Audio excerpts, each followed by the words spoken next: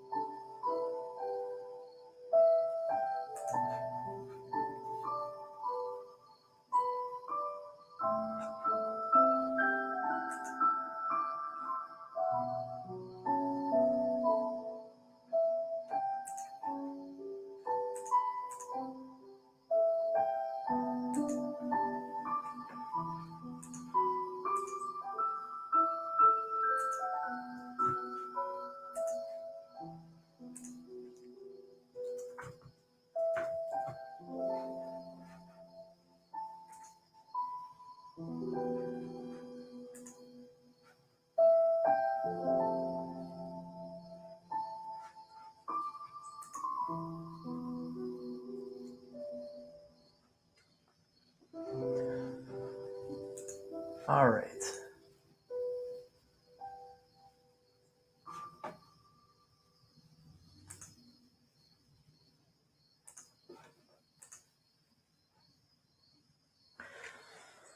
How's everyone doing today?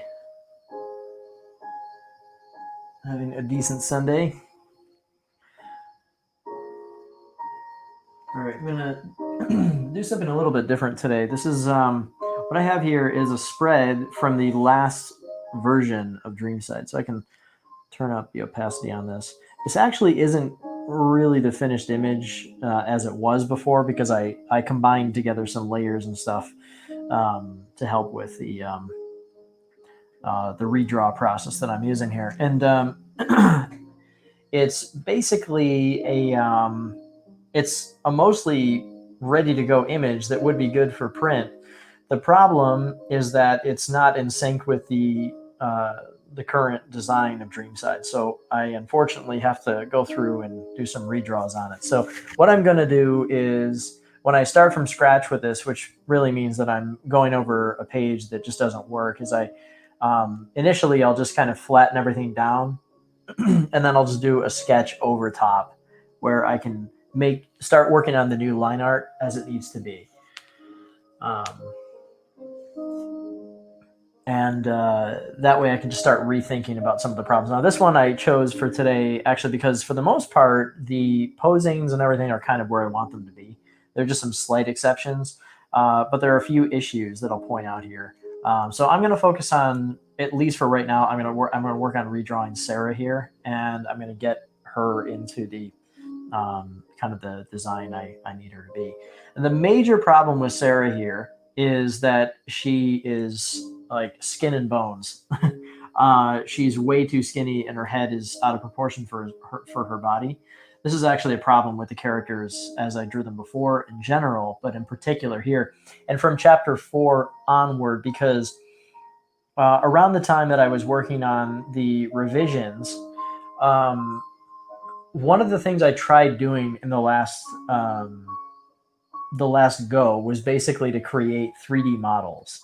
And I could use the 3D models in Clip Studio. It allowed me to bring in the models that I had created, and then I could pose them out and make them maybe make them a little easier to produce, because I would have the basic models. First of all, I could stay on model, meaning that I would not be struggling with making sure that the drawings are consistent from page to page, but also that it would save time in the drawing, because I actually went through a whole process to figure out how to export a line. And what you see here is actually the byproduct of this, barely cleaned up. So like here in her hand, you can see this is what the exported line actually looked like. So you can see it's kind of digital looking.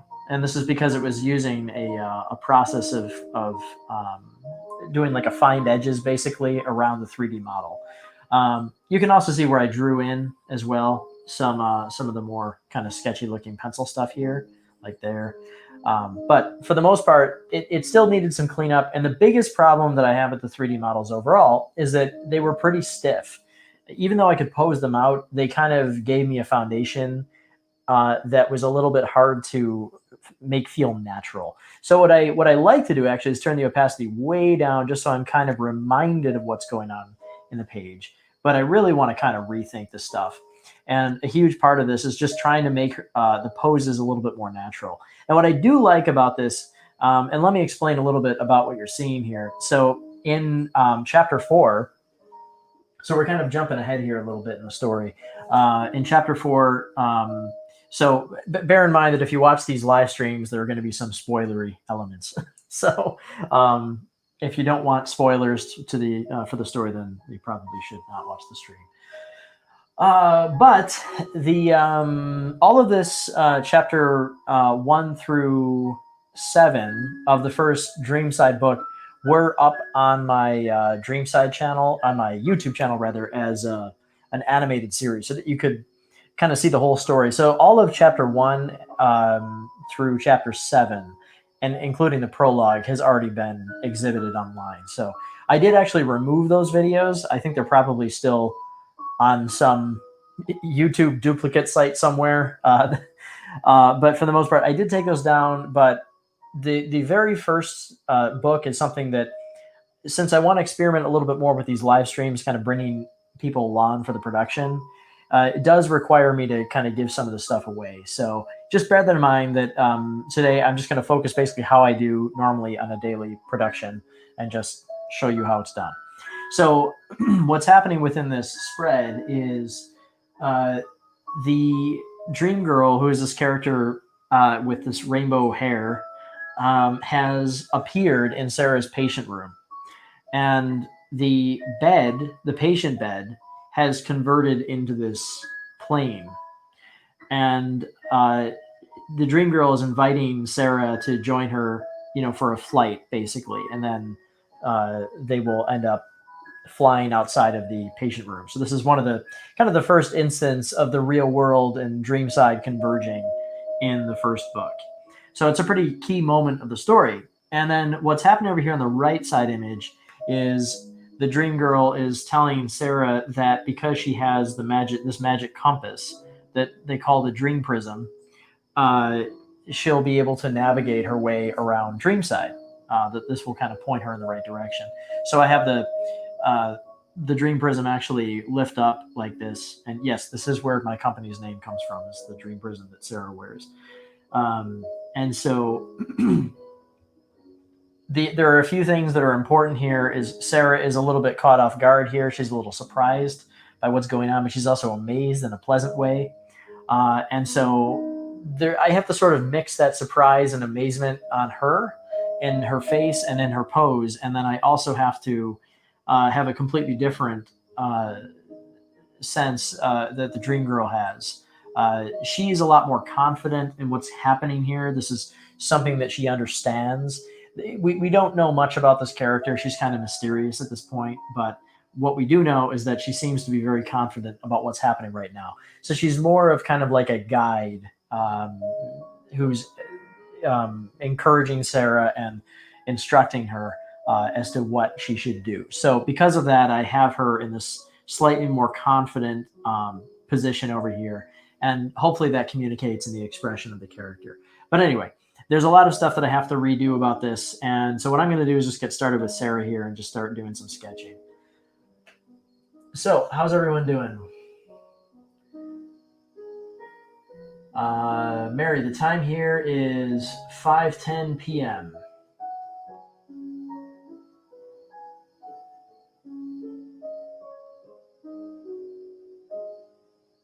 Yeah. All right. So the first thing that I like to do when I'm focusing on the restructuring is to get the head where it needs to be. And I kind of worry. I'm fairly happy with the pose. I just need to kind of bulk things out a little bit more so that they work a little bit better. So I use a pencil brush for this. This is a brush that is set to get wider as you tilt the brush, so I can kind of sketch as I would traditionally. And I tend to turn the opacity pretty far down on this because as I'm going to be reworking it, I need to kind of lightly sketch out these ideas. So her chin is a little sharp here. And I go a little bit darker. Now, as I do this, I'm going to be constantly flipping the canvas. That's something that I do a lot, because I'm trying to make sure that the shape of things is good, and we're not getting any sort of strange distortion. So I'm just going to pull up her chin a little bit, and this is something that is going to get edited a lot as I go. So I just want to jump in here and get started with it, and then we'll fix as we go. All right. The eyes are too big. Sarah's eyes are a little bit smaller than this. And another thing is, this is one of the trickier things to do with this type of eye design, is that she's looking downward. And in the original, you kind of read that she's looking toward the dream prism. But if you really think about it, she's not looking in that direction. She's maybe looking more like right around here or so. So her eyes are not looking down far enough. And so that's something that I have to change here. So I'm gonna turn the opacity pretty far down here, because I almost want to kind of just rethink this. Now, when a person looks down, their lids close a little bit. But it's a little tough with Sarah in this position because she's also surprised. So I don't want her lids to close too much. Otherwise, we're going to lose that sense of surprise and wonder that she has. When the lids close, we're going to kind of see the top, this part above, which is basically the area of her upper lid.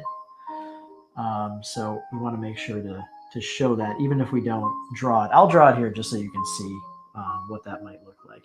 And then, we round the eyeball on the lower side like this. And her eyes may be a little bit too high on her face as well, because I'm going to shrink the size of her head. Her head is probably going to be something closer to that. It's funny because as I fix these things and they get a little bit more in line with how they're supposed to be, when I go back and compare it to the old drawing, the old one always looks so freakish, because it's just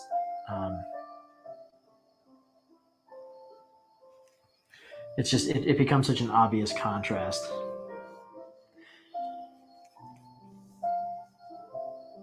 Now, one of the tricky things about her is she has kind of an iconic hairstyle, but it's also got to look fairly organic and natural. I don't want it to be too stylized, because if it's too stylized, you start getting into kind of a plasticky look for the characters, where they just don't feel like they're alive. They kind of feel like action figures that are being posed. So if you really want to add a sense of liveliness to the characters, you've got to think a little bit about making sure that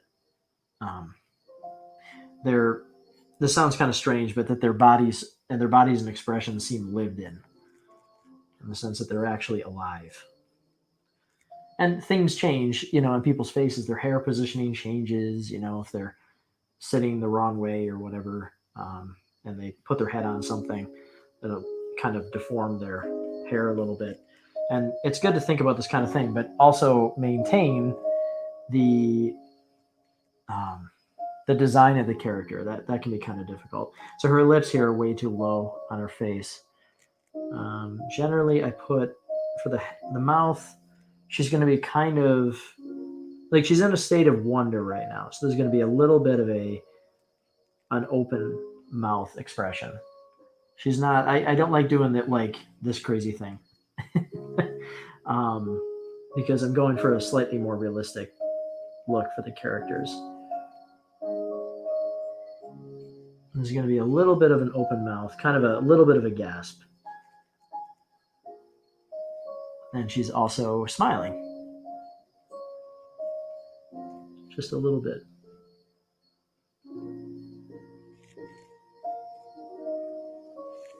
I think as I add more detail, a lot of the stuff is going to get a little bit clearer.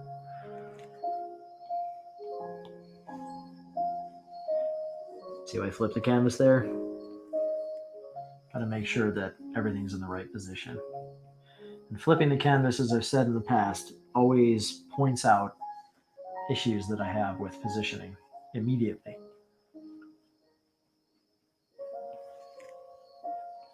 There are a whole bunch of reasons that happens, but all you really have to know about it is just make sure that you're flipping the canvas occasionally so that you can make sure everything looks good. I don't think I've actually shown, at least in a while, how I construct things kind of from scratch. So this is kind of fun here, because most of the stuff that I've shown so far has been pretty close to finished, with some slight modifications needed.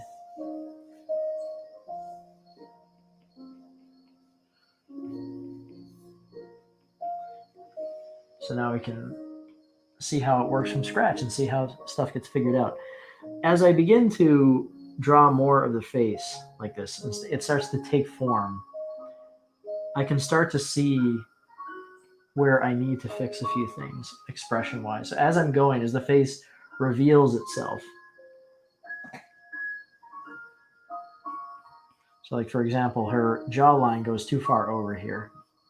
So I'm gonna pull that in a little bit.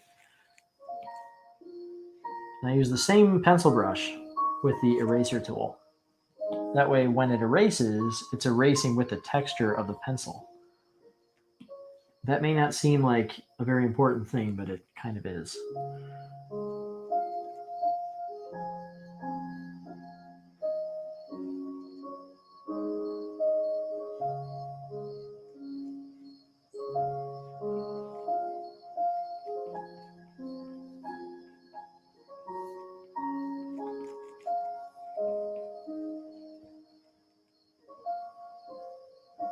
I think the eyes may be a little too far apart, but I'm going to leave them for now. Sometimes things that I think are going to be issues turn out to not be issues, and I either end up changing something and then changing it back.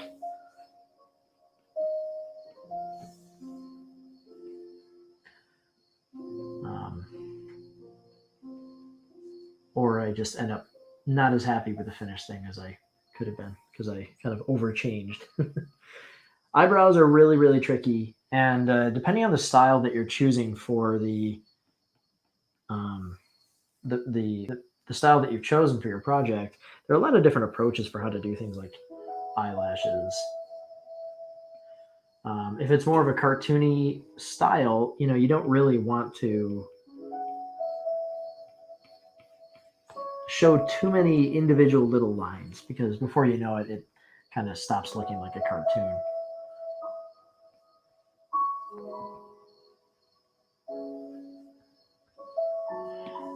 The light that's being cast by the dream prism. So the dream prism is actually giving off a bit of light here. Yeah, so I can see that this eye is drooped a little bit. So when I need to make a change, I use this selection tool. I usually use the freehand brush, and I'll just kind of nudge things along where I think they have to be. And I'll make very, very subtle adjustments there, because getting this just right is pretty important to me. I'm going to turn up the opacity a little bit just so I can see a tiny bit more detail. And you can already see how much bigger her head was before. I mean, it was just enormous. So that was a good change. The ear direction is also off. I gradually learn a little bit more about anatomy the more I do this. And it's not just about knowing the anatomy, it's also about knowing the design of your characters. You can have things that are not anatomically correct, of course.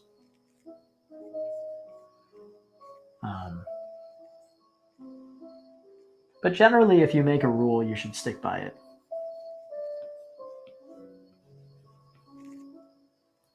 Her hair isn't quite as full as that on this side. And I usually like to have a couple of hairs that are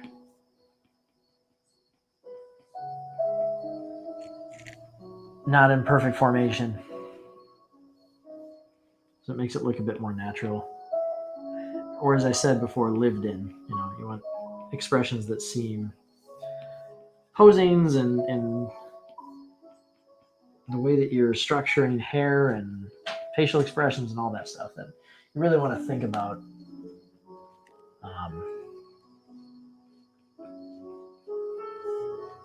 the choices that you're making with this, because every little detail like that is going to communicate something to the reader.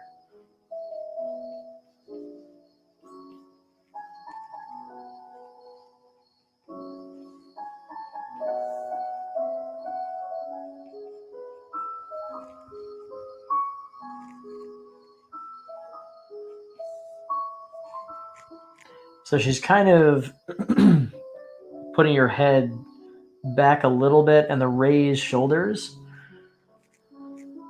indicate that she's a little surprised, and she's kind of doing almost like a protective stance. You know, the arms are kind of close together to her chest, and her shoulders are raised a little bit. So I can probably amplify that a little bit, because I don't think I actually took that far enough before. So I just push her shoulders up a little bit more than they were. Different Sarah's outfits change throughout the story, so that's another thing that I decided on with the story. Is it's the kind of these are the weird things you don't really think about with cartoons or books, comics, is that the characters oftentimes are just wearing the same outfit like forever. it's I guess it's fine in certain styles, you know, but in the case of Dreamside, I wanted to feel a little bit more realistic. So I actually do have her outfits change throughout the story,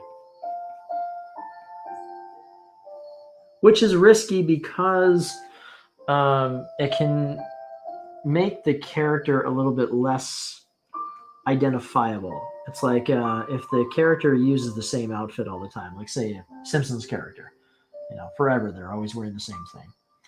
The problem with getting away from that is you can, well, the benefit to it really is just that you can have that immediately identifiable character. Like you know that if it's, you know, if you were looking at Homer Simpson's design, you know it's Homer even if you don't really get a clear view of him, just because he'll be wearing that same, you know, blue pant white shirt combo. And occasionally the characters will change clothes, you know, for special scenes or whatever. But Dreamside is a little bit more down to earth in that regard. I want it to feel a bit more real. So Sarah obviously would not be wearing the same clothes every day. So she has to change every now and again. But I do need to keep a certain visual language between the outfits so that they still look like they're hers. And in that sense, it's a little unnatural, you know, because, you know, except for the very stylish folks out there who arrange their wardrobes accordingly, it's very unlikely that Sarah would just perpetually have a collection of clothes that always seem to be her colors and they always seem to match. And so there's a little bit of a kind of a hyper real aspect to it there, but that is important, you know, that she kind of has a consistent set of clothes that share a color scheme or a design that are kind of similar.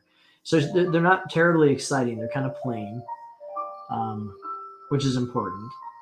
She doesn't wear like exceptionally eccentric outfits or anything like that.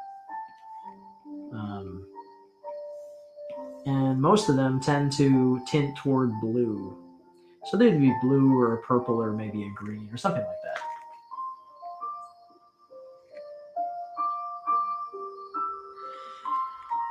All right. Custom 3D Clip Studio would be nice if you show us a bit. Yeah, that's very, very hard to show because it has so many steps.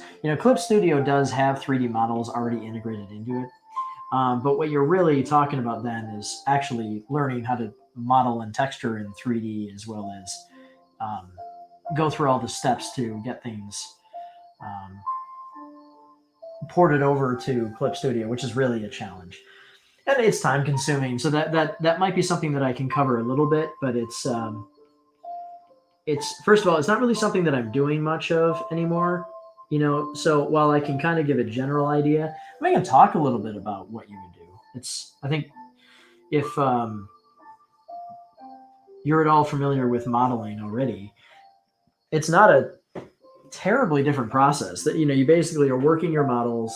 You can set up a bone structure for your posing. So just like you would handle an animated rig, a rig for animation in, say, Maya or Max or something like that, or I suppose you could use Blender or whatever, and you can export it as an FBJ. I think it's an FBX.FPX file. So instead of an OBJ, if you export it as a .FBX, Clip Studio should import it with the rigging intact, and then you can use Clip Studio to do your poses. You can also you could pose things out ahead of time in, say, Maya or Max or whatever, or Poser. You can use Poser too. Poser or Daz 3D, that works. Anything that lets you work with posing out figures, and you can get your poses made in another software, and then you could bring the posed figure into Clip Studio. But that didn't really work for what I was doing because I needed the ability to rapidly iterate with different poses, because I'm making a lot of different illustrations. So having the ability to iterate within Clip Studio is really important. So I hope that makes sense. The shape of the Dream Prism has changed a little bit. It's not so much this kind of candy corn looking shape. It's a little bit straighter and pointier. More like a straight up cone.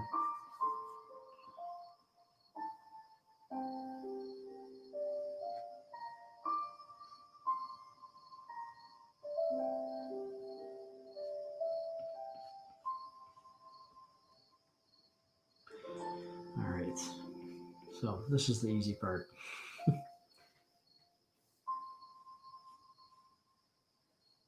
Funny, when I was younger, I used to wonder how I could ever get used to drawing smooth, curvy lines that would not look terrible and jaggy, especially when drawing on a computer. And that's something that you really just get used to in time. And somebody told me that at the time, somebody who is a professional 3D artist and somebody who had done a lot of digital art, he said, "Oh, you get used to that." And I thought, I don't think that will ever happen. Because I was trying to drag my hand across this, digital tablet, drawing this squiggly, slippery line. And what I didn't realize at the time is that I was trying to use the surface of the tablet to provide enough resistance to keep my hand from moving. But what actually ends up happening is, over time, as you draw more with your arm, you get a lot more control. And then as you develop that control, it becomes a lot easier to make pleasing lines without them being all jaggy and junky.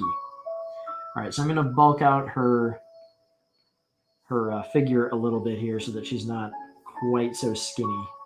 Because she is supposed to be skinny because she's sick and she's on a she's taking certain medicine that affects her health and causes weight loss and that sort of thing. So she's affected by that. However, this is, first of all, that is not as big of an issue in the first story as it is later. So that's something that kind of comes up a little bit later. In the first story, she's a little bit more. Um, she kind of has a bit more of a normal weight. Although she's still kind of skinny, so she's not. But she's not like the skeleton that I've drawn her here. This just looks unnatural, and I think a huge part of it is because of that 3D model integration. But you can see there are certain things here that I think work pretty well.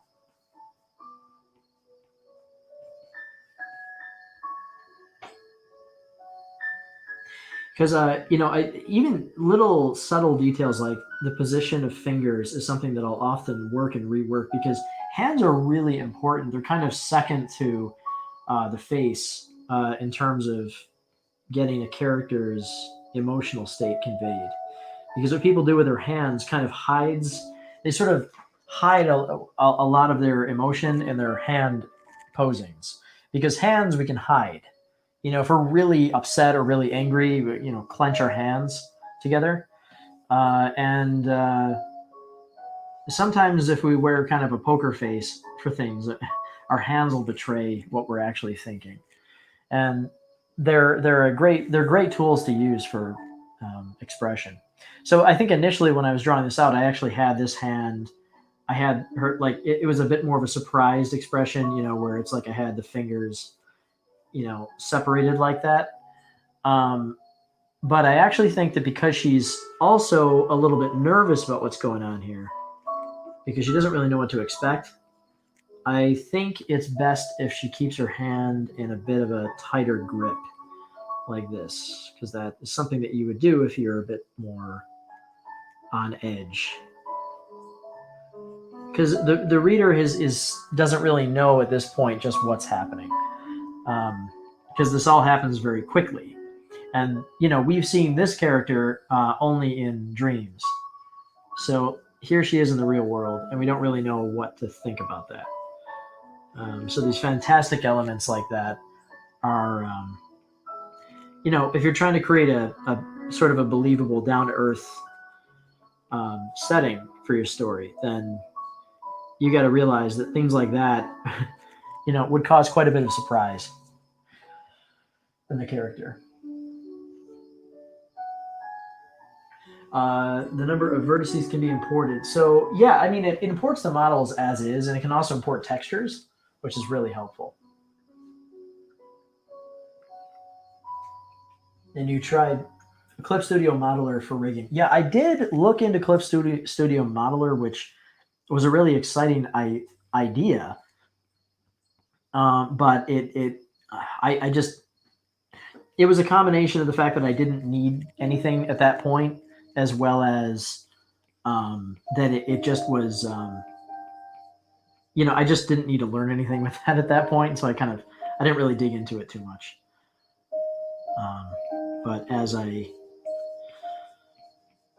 figured as I would start working with more 3D models in the future, then I might look a little bit more into it. But as it is right now, I just have no need for it.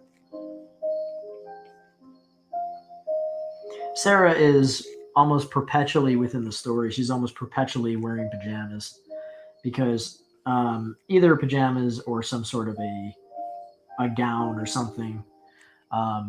But very rarely will she ever wear like a completed outfit, like just a pair of jeans or anything like that. And the reason for that is because she's always in a situation where the medical staff might have to be able to, they might have to give her an IV. They might have to, when you're in the hospital in general, you have to wear these kind of non-constraining outfits. And so Sarah is kind of perpetually in that state. But there's another reason that I keep her in pajamas specifically is that it's a bit of a symbolic element because she's a dreamer. She's always kind of, the character as a whole kind of always feels like she's maybe half asleep. If that makes sense. I've got to redesign these. There's like a steering yoke that's on the front of the plane here.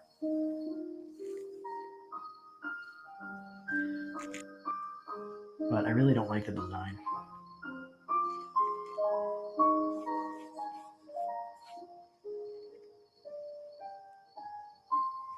I need to look up some steering yoke reference. Am I putting everyone to sleep?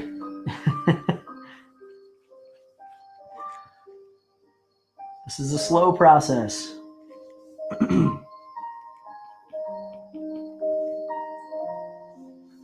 That's what you get for watching me.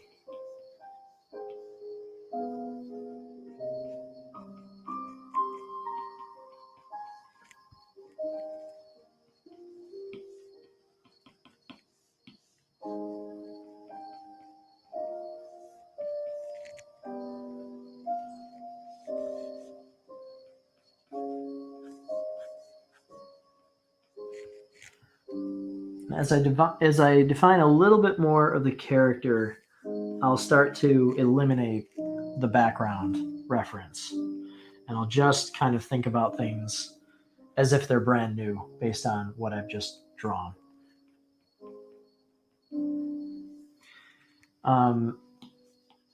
I've struggled so much with hair, with the character's hair, over the years. It's been a very difficult thing for me to learn.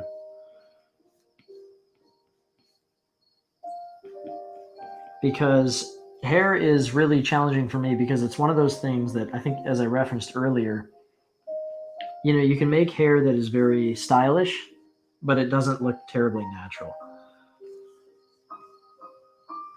Unless you do it just right. And so I'm trying to come up with a design that's interesting from a character design perspective. Well, it's not so much I'm trying to come up with it. I have come up with it. But I still struggle with certain posing. Because part of the design of this hair is that it actually changes depending on the scene. But there are some things that are kind of consistent. She typically has some kind of this little like rough cowlick part in the back. And that's important because, again, this plays into the kind of dreamy design of the character, that she's kind of always perpetually just waking up, or she was taking a nap or something like that. So you should get this sort of sleepy feeling from her, kind of a bit of a cozy feeling.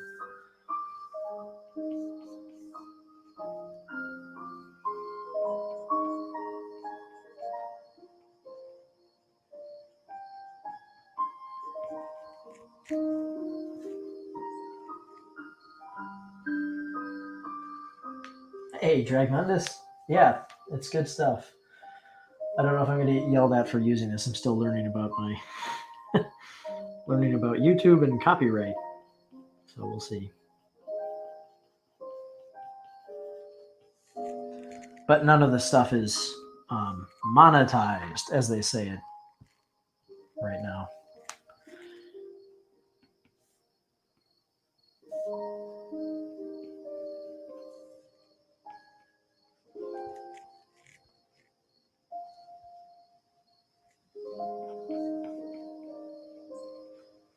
Pretty happy with this, but my 3D model is actually off anatomically. This really isn't.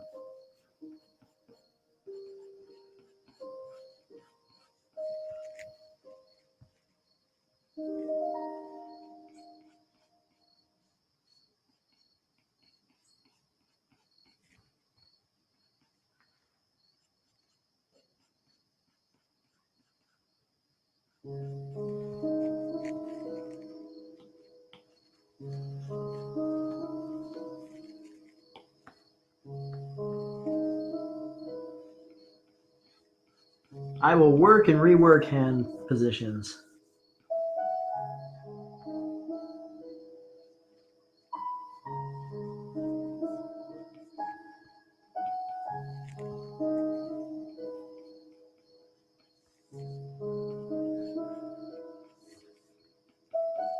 And the trick with some of this stuff when you're just not sure what to do is to just do something, just to get it in there. And it's a lot because it's so hard to fix something that doesn't exist yet. It's much easier if you put it down and then you can try and identify where the problems are coming from. And if I ever sound completely nuts about this stuff, like if you look at something you don't necessarily know what the problem is, you know, just bear with me. That's my neuroses.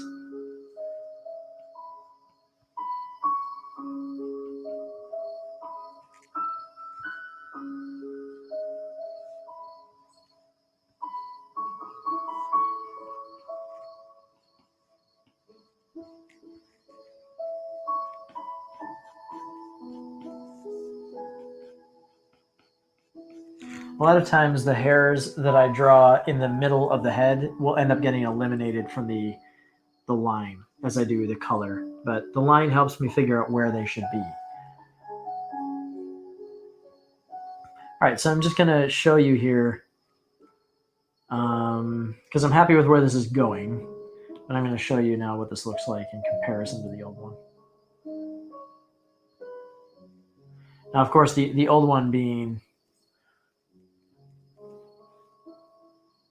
colored is obviously going to make it look pretty different.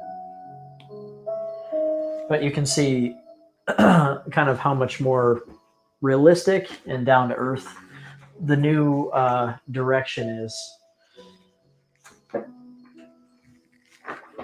So hopefully that gives you an idea of why I think it's worth it to do this process. So I'll eliminate that, get back to where I was. Is this making sense? All right, I think I'm gonna tackle, yeah, I really don't like this steering yoke, if not the least of which reasons. It's very hard to draw it in a way that does not look like it's oddly positioned here with the characters.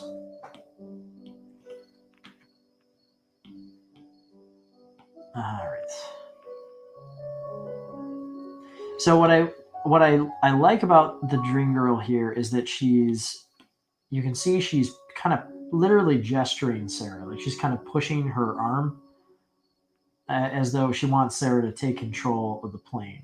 Sarah, meanwhile, can't believe what's just happened. So I might sketch a little bit of her here. She also is kind of a string bean. She needs a little bit more. Also, the Dream Girl's outfit has changed. It has a different design, which I forgot to grab reference. So I need to get that. I forget about my own designs.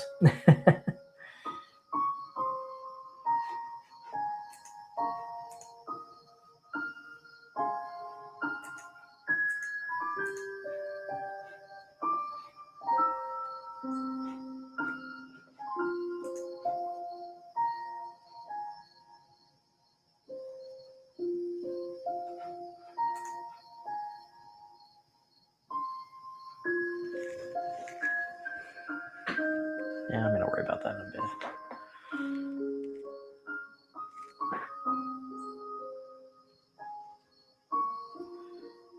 So the Dream Girl has bigger eyes than Sarah, but they're not quite that big. Not quite this big.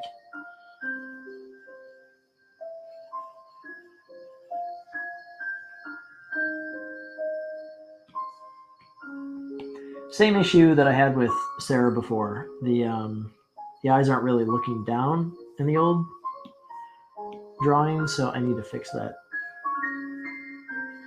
She's a little hyper real. You know, like she looks like, you know, she's just a cute girl, but she's also a little bit otherworldly in her design. Like, yeah, she's got these kind of enormous eyes. Just aren't quite this big in the final design. And you'll see I'll close her eyes a little bit more than Sarah's, because the closed eyes make her look a little bit more confident.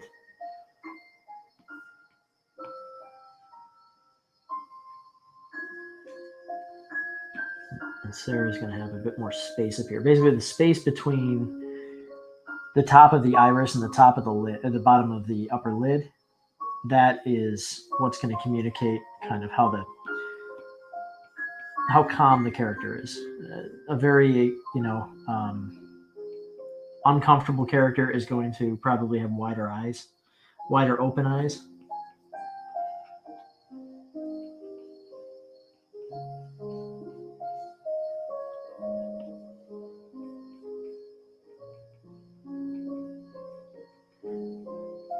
So one of the other reasons that I wanted to make Sarah look a bit more down to earth is actually the contrast with the Dream Girl, because they were kind of similar before. But if Sarah has slightly smaller eyes that are a little more realistic, and when she's next to the Dream Girl, it's going to make the Dream Girl, by contrast, look all the more fantastical. And that's really how everything works in art. When you're trying to do visual storytelling, is everything is a it's kind of a game of contrast. What you do with one thing will affect um, other things you're doing.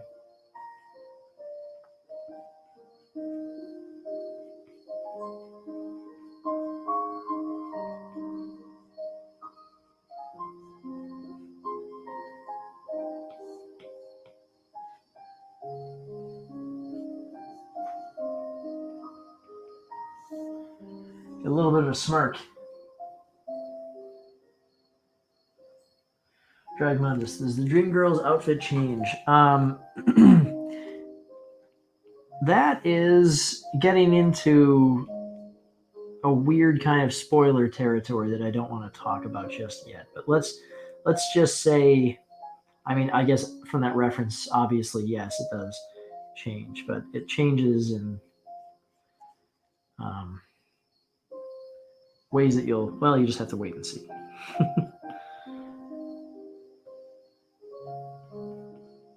Although it has changed since this, because this is no longer the outfit that I'm using.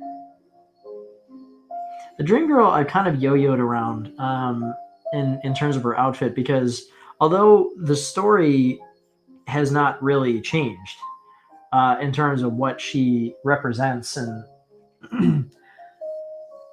sorry if I stutter over this stuff, it's because I'm always trying to avoid revealing things that I want to keep secret, and while I'm trying to draw as well as explain aspects of the story, it's too easy to let things fly that I really would rather not. But yeah, she's a very mysterious character at this time, and she's got a number of things that she represents. But she, even though the story needs have not really changed, my understanding of how best to communicate those visually through her design, that has changed as I've started working on the project, since I've started working.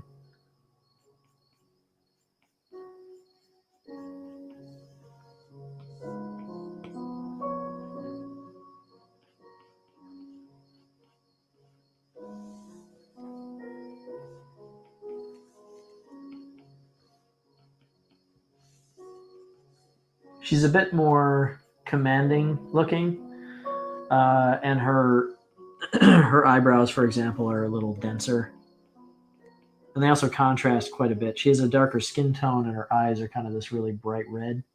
Her eyebrows, rather.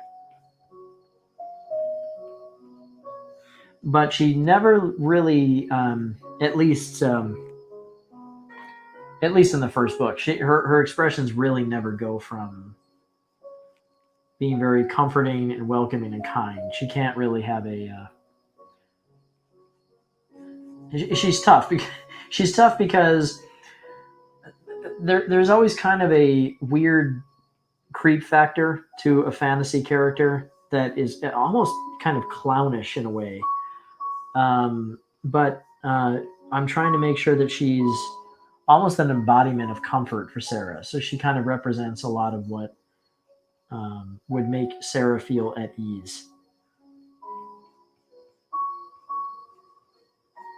There's something kind of interesting is that her hair here is actually a brush that I did in Clip Studio.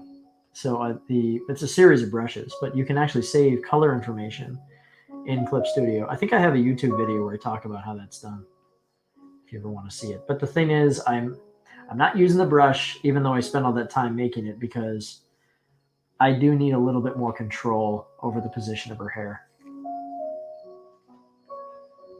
But with her hair in general, it's very whimsical. It floats, kind of like she's underwater.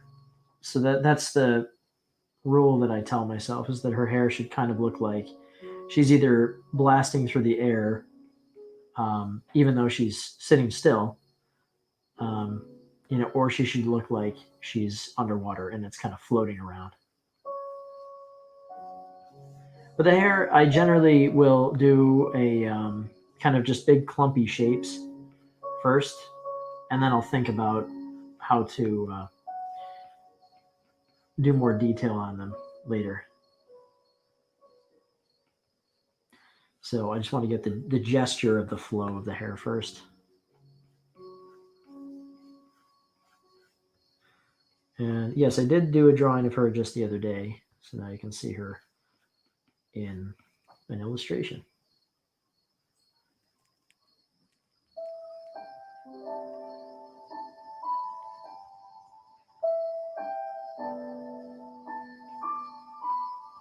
Yeah, so I think this lean is pretty good. I'll probably exaggerate the bend here a little bit, though. Maybe I'll bring up the shoulder, because I need to bulk them out a little bit.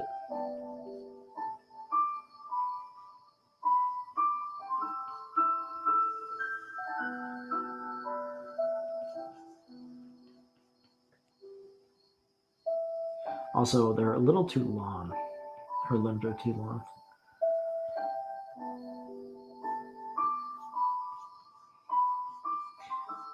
Bulking them out will kind of help with that, but they are just a little too long. I think I have, in the new design, just regular arm cuffs, but I don't think they come to a point anymore. I can't remember my own designs. I have to go back and look. Part of it is because I've spent so much time working on illustrations that don't have her that I forget what I did with the new design. But I think it's something like this. She has exposed shoulders, and she has she still has this kind of neck thing, although this is white. That's another thing too, is that one of the core ideas, and again, I don't really want to spoil why this is the case, but her outfit is almost entirely white now. Just like clean white cotton looking stuff.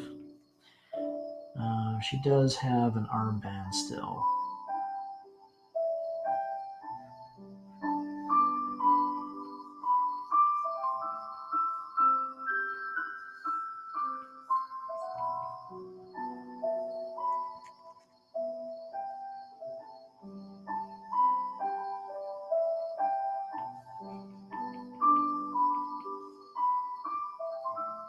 Every now and again, as I'm working, I'll realize that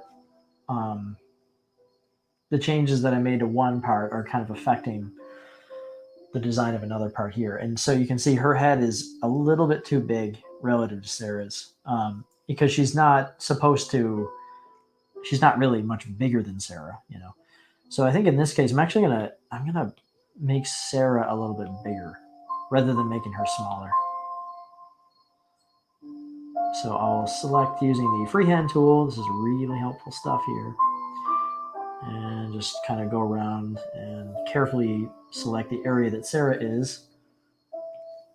And using the uniform tool, it'll keep everything in proportion. So I'm gonna make her a little bit bigger and then try and reposition her so that it doesn't mess with the composition of the piece, because that's a thing you got to be really careful of.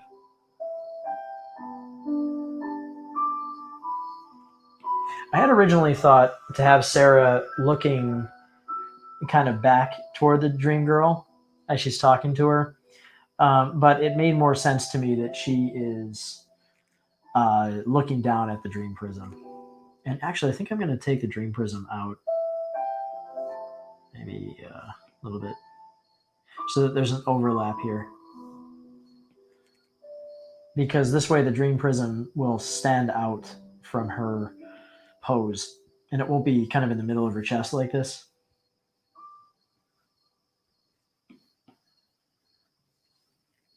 Hey there, somehow creative. What time is it for you? I'm guessing it's 11 o'clock?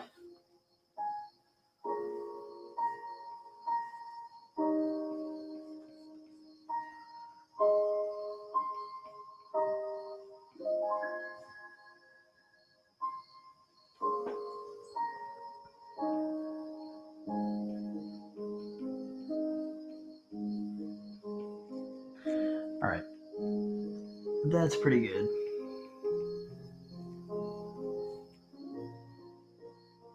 Midnight. Okay, I was an hour off. Not bad. Not bad.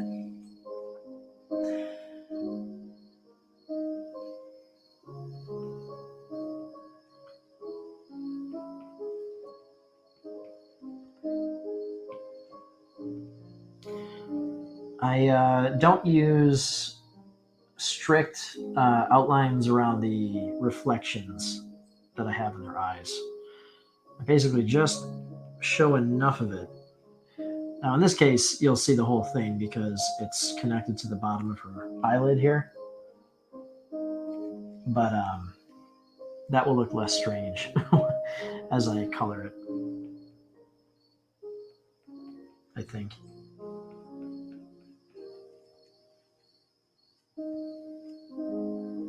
But yeah, there'd be a reflection, a pretty stark reflection with what's going on with the dream prism, which will be more evident as I get the effects in after coloring.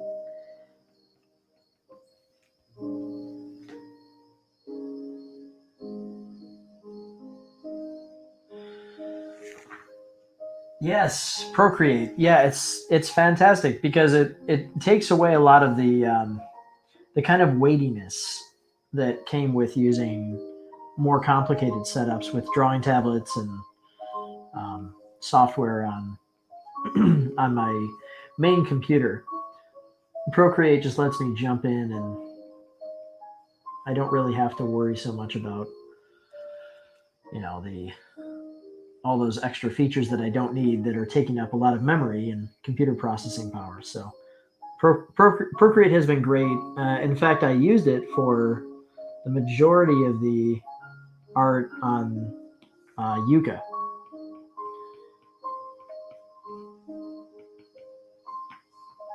So you can definitely do finished work on Procreate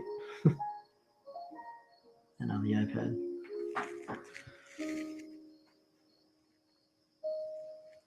So you can see I'm not drawing quite as many hair strands in here.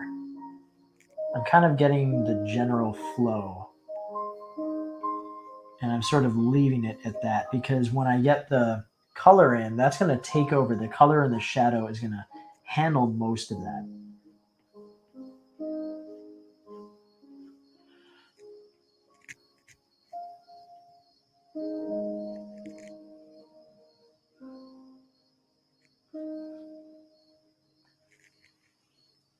All right, same deal with the Dream Girl. Got to bulk out a little bit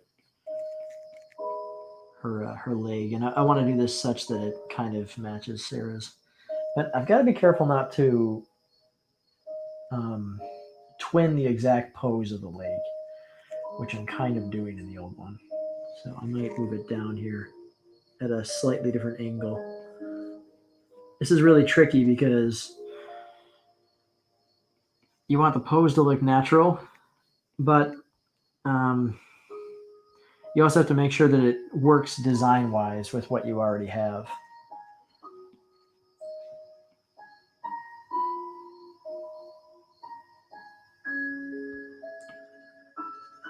Trying to think of what would be in the foreground.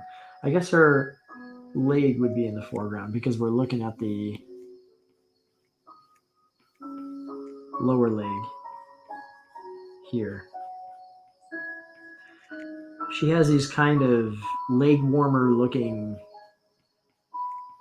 It's almost like a strange kind of armor on her legs.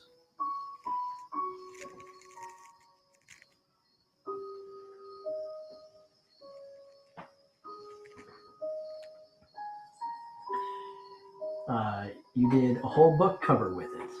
Really? It felt comfy with it at the time, and you were visiting friends. Like you keep working a bit here and there. Yeah, it's great because most of the other drawing tools that I've used haven't really worked for that kind of sitting on the couch, watching TV sort of situations that I'll sometimes find myself in, where I want to continue drawing, but I also want to spend time with other people and not be locked in my studio space here. And it's been tough with the other tools because they'll typically overheat, or I can't really keep them comfortably on my lap, and it's really hard to find that combination. But I would say that the iPad has come the closest to it. Dragmundus says it's cool that you make book covers, and I am curious to see some of your book covers. So you should type in a link to your work somewhere so that we can check it out. 'Cause I would like to see that.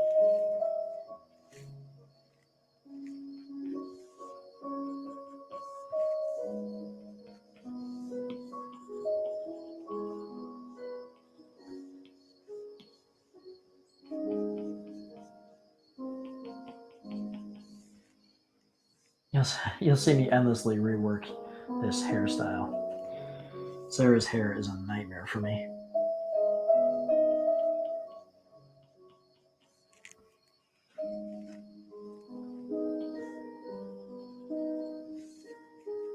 But I think that's pretty close.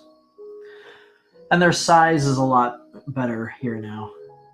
So Sarah is taking up a little bit more space. And you can see the difference between the old and the new.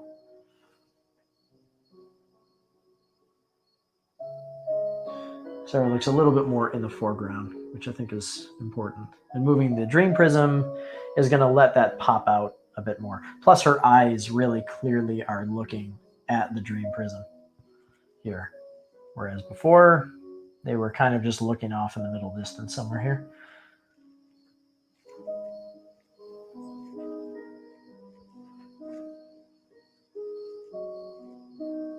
I feel like I want to give a redesign to the plane. I do really like the way it looks here, but well, I'm not going to focus on that today. I'm just going to keep working on the characters here. One of the things that I have to be careful with is as I solidify the lines, sometimes there are things that I'll draw in here that will just be eliminated because when I get the color put in, the color is going to show me that I don't need certain details that I thought I did.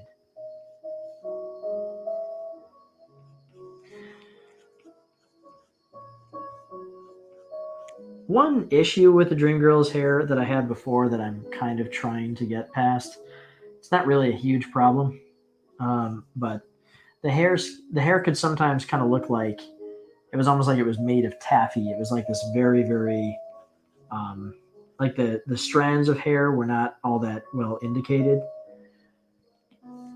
So you get these kind of big chunky strands that didn't seem to separate. So I'm kind of trying to. That's a challenge for me to get past. Again, I don't know that it's a big problem, but it's something that bothered me. That doesn't work. I'm just gonna get rid of it.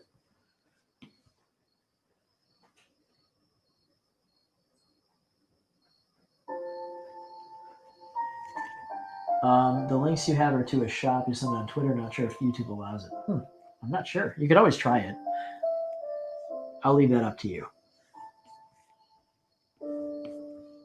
I don't have a problem with it.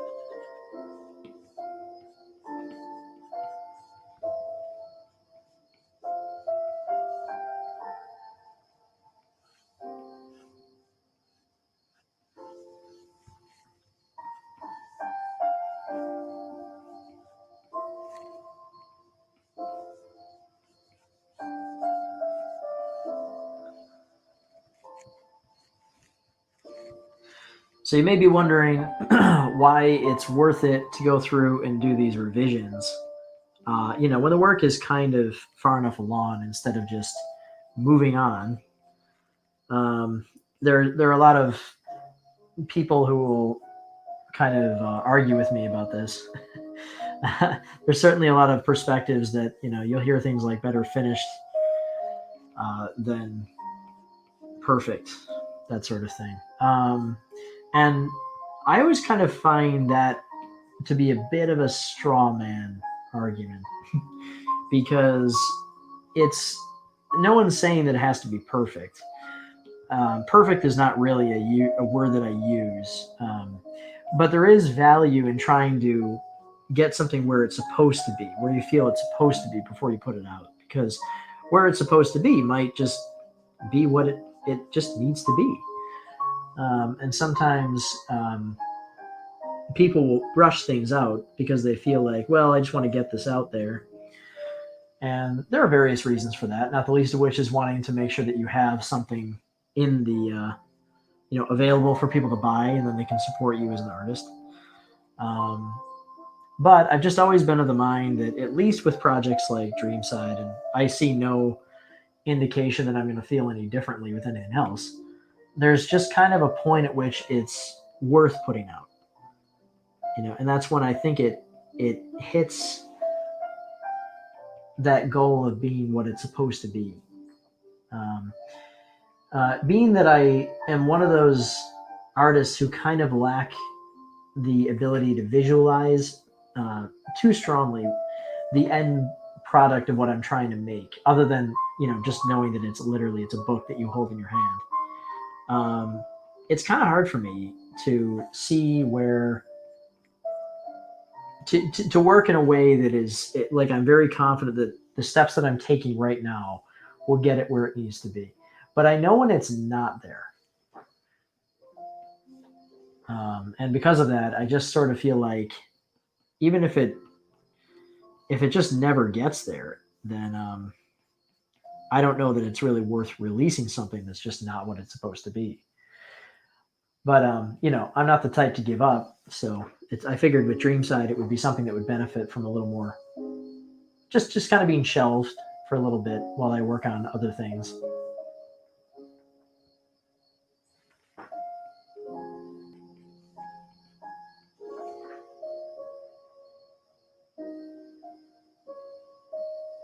Yeah, somehow Creative says, with my work, we found that there's a line where you just have to stop because you won't be paid the extra time. Otherwise, you can go on. Yeah. Well, that's the danger with working on your own stuff, is that there's no person on your there's nobody telling you, okay, look, you've got this date and that's it, and anything past that point. And I'm aware of the value of scheduling, but again, it's kind of pointless for me, because if I don't like it, I'll just change the schedule. So I still like to have a schedule, because having that sort of layout of days where it's like, okay, I know that this is going to take me X amount of days and I have this amount of time, that's going to help me sort through. And I'll produce work more effectively if I have some kind of a deadline. However, I'm not afraid to shift the deadline on this stuff if need be, because I know that if I take one more day today or tomorrow, it's going to be the day that's going to make this huge difference in this piece that I'm working on, right? And I've had it happen enough times now that I see that being the case. But yes, the problem is it all has to be balanced with cost. And where I struggle a little bit is, I've kind of made the decision that Dreamside is one of those projects that cannot be,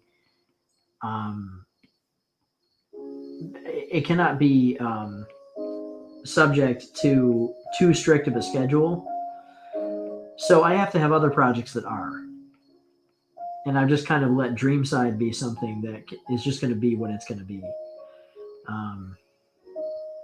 And I'll do everything that I can as I go to try and get it done as efficiently as possible. And the nice thing about it is, the more that I do it, the easier it comes. and I don't struggle quite as hard. And I'm redoing things less. Plus, this latest round of revisions has a lot less to do with quality. Actually, it is incidentally a quality concern, but really, where most of this comes from is actually an effort to get things a little bit more on schedule, more feasible, because the old style actually just took so long that I thought I had to kind of revise things a little bit so that um, the art didn't take so long. So like one of the things that I'm doing differently that I did before is you can see how the outline itself is a bit sketchier. So before I would take it through to a really refined solid line. That's just an example, but I've set a rule that if I kind of go for this more watercolor colored pencil aesthetic, it'll benefit actually from having a slightly looser line. So I have a little bit less of a rigid line around the character. So that's just an example of something. But the thing is, I didn't want to have a situation where I have one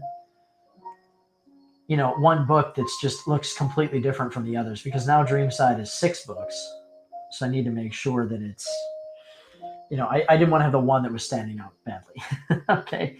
So I thought, all right, this is a good time to just go in and practice this new style, make sure that this works well, and give it just a little bit more of an effort for one more pass. And if this works, then great. And so far, so good. But the revelations on how Dreamside is supposed to look really have been wonderful with this, because this does have the certain kind of dreamy softness that I've been always wanting to get from it. And I'm using this vignette style where things are fading to white or fading to another color or whatever, to a pretty great effect, I think. Very happy with it. But it also, the vignette style means that, I'm not having to draw as many secondary and tertiary details.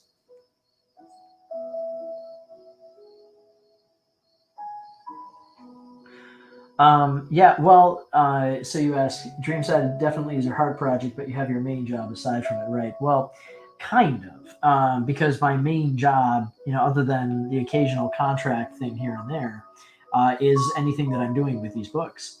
That's part of why I moved into doing the work on ukulele. Is the wanting to work with projects like that have a little bit more of a following to them already, means that I'm not struggling to try and find a huge audience, so that I can sell enough copies of a book to pay the bills.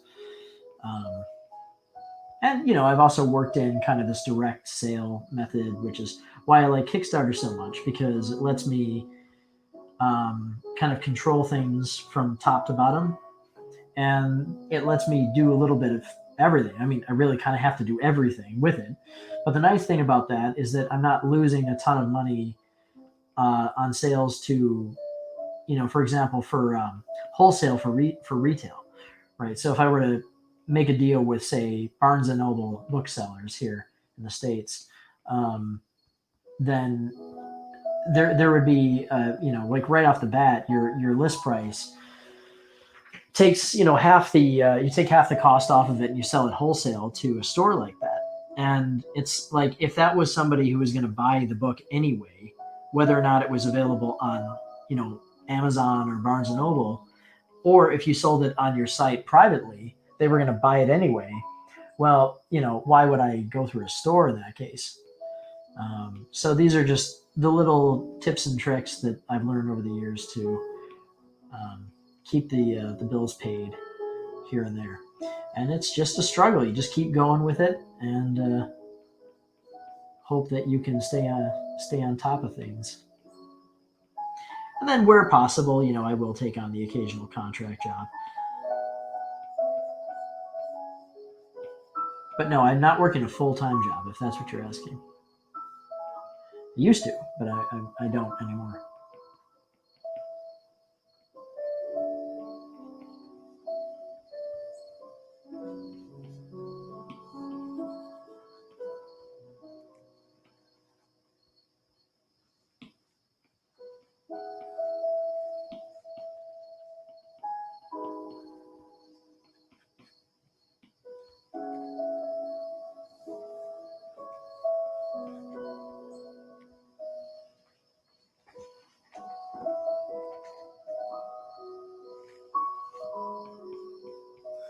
guess I'm pretty happy with the design of the plane.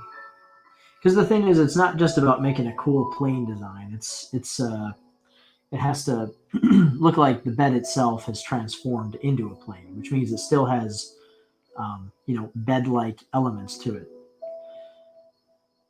Because this plays into this kind of childhood imagination that would lead to new ideas popping out that would kind of mix with what's already there. So it's the old floor is lava game sort of thing. But the floor is lava, really what that is it's the floor plus lava. Very few kids will be able to entirely replace reality with a fantasy image. And so the idea here is that it's part bed, part plane. So there are very obvious elements, like the wings popping out the side. But even the wings kind of look like they're made of the same plastic material as the bed frame. So there's a bit of work to kind of figure that all out. All right, I think I'm going to actually work on the other poses here a little bit. Because like Sarah's just doesn't quite work here. It's neat, but it's a little too whimsical. This is actually more of a pose that the Dream Girl would take on. But Sarah, I think, would be more kind of startled by what's happening here. So I'm gonna try a couple of poses for her here.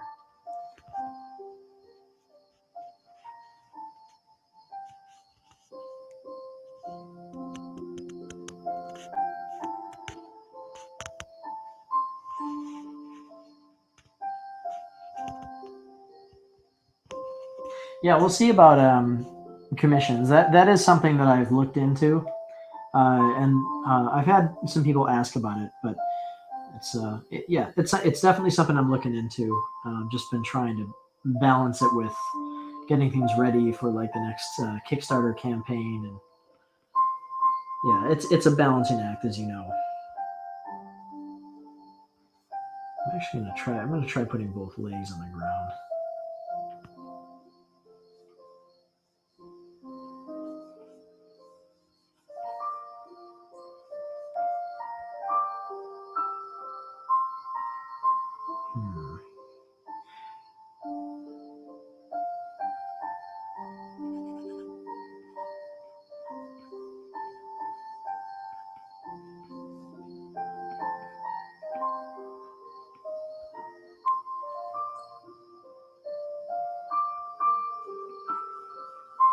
I'm just sketching out some other ideas here.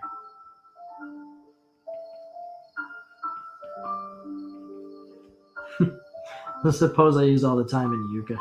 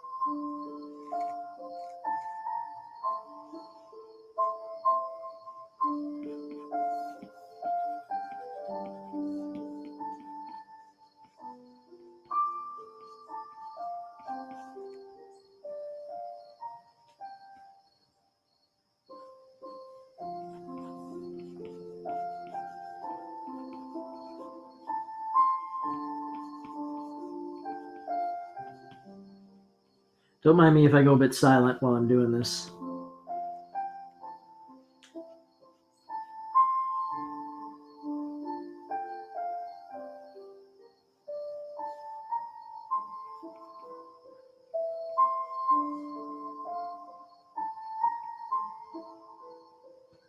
I do like the head position though.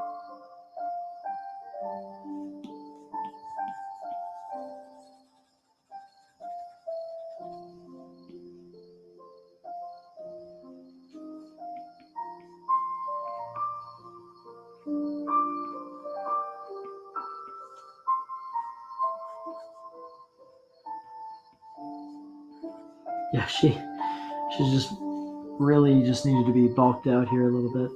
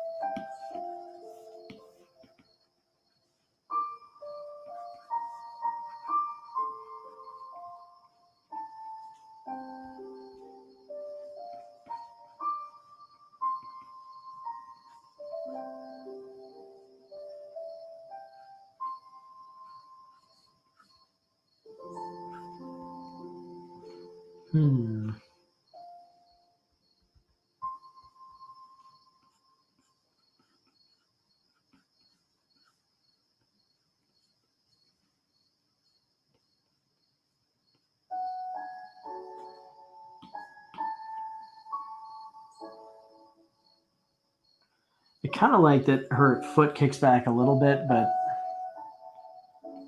I just think this looks a little unnatural.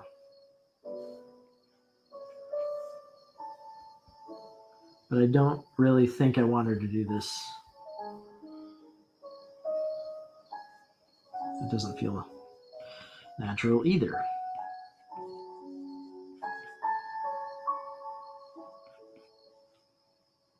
What do you think? Give me some ideas.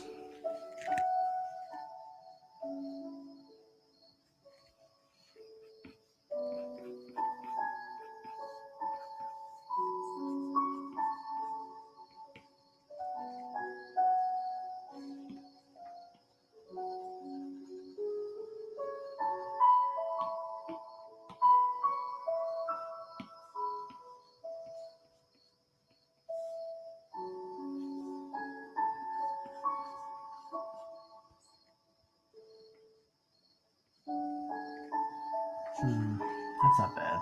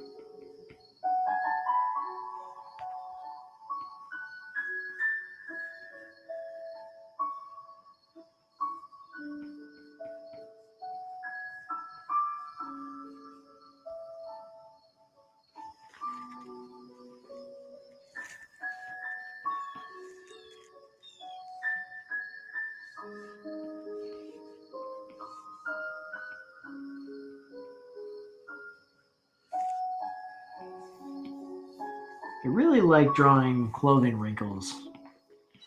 They're neat because I like the way that you have to figure them out like a puzzle. You have to know the shape of the body underneath to get them to be to know just where the wrinkles actually would be. It's kind of a fun little puzzle.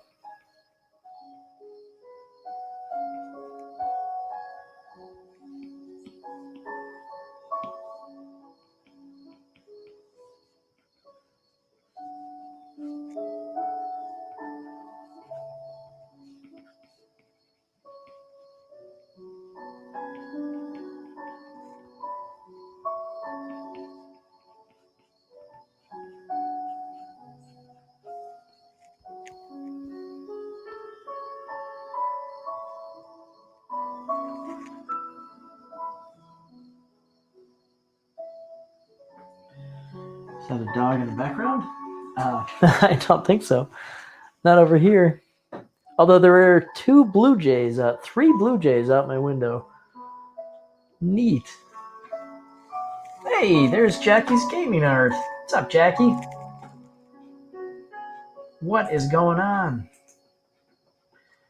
Hey, Jackie, you want to join me?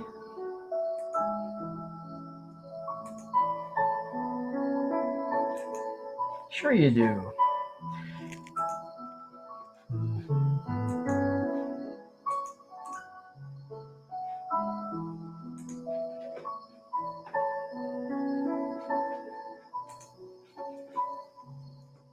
Jackie, you can help wake everybody up. Since I put everyone to sleep with this piano music.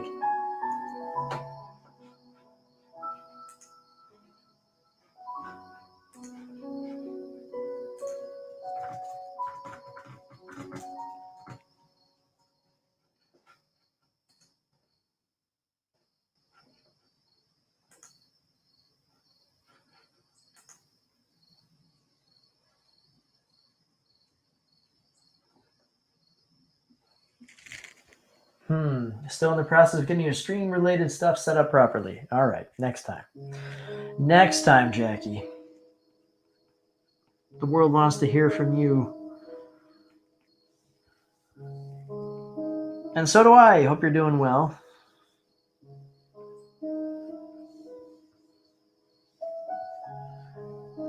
Yeah, so you can see, so this one before used the 3D model. So just a bit too, so the major problem would be parts like this with the arm, where you get this kind of, it's not deforming properly because Clip Studio is pretty limited in terms of what you can do with the posing.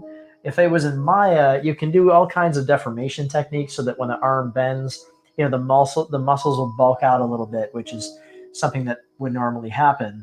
But failing that, I need to just draw it. And the problem is it's very difficult for me to get this degree of flexibility in the posing when I'm working with a 3D model.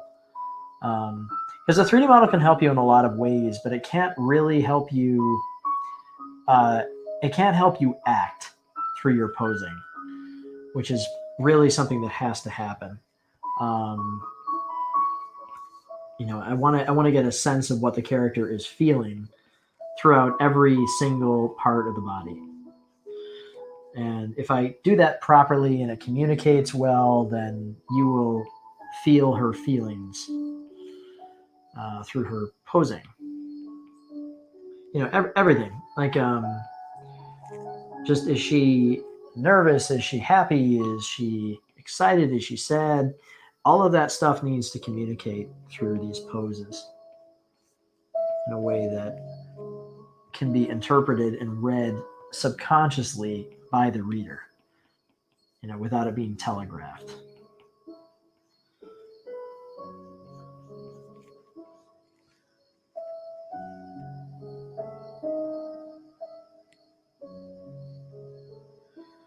Blue jays, yeah, those are really something. I have a pretty sizable.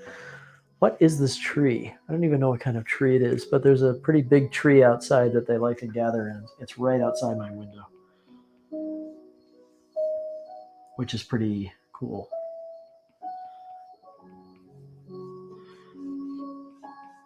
And Sarah got a little bit of a haircut.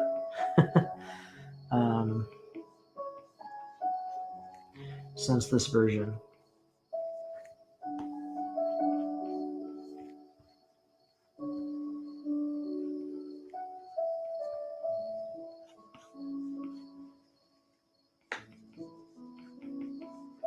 A little bit of a change style.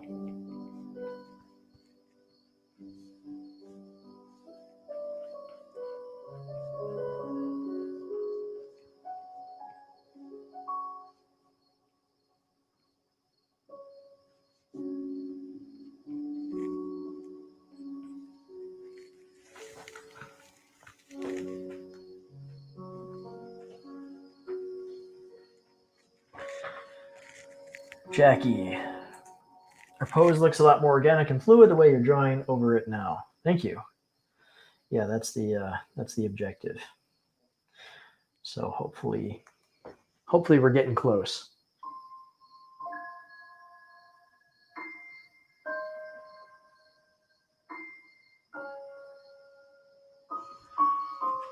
All right.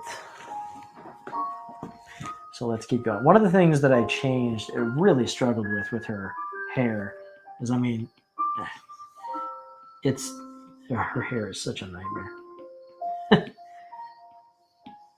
um, there are a few changes that I made that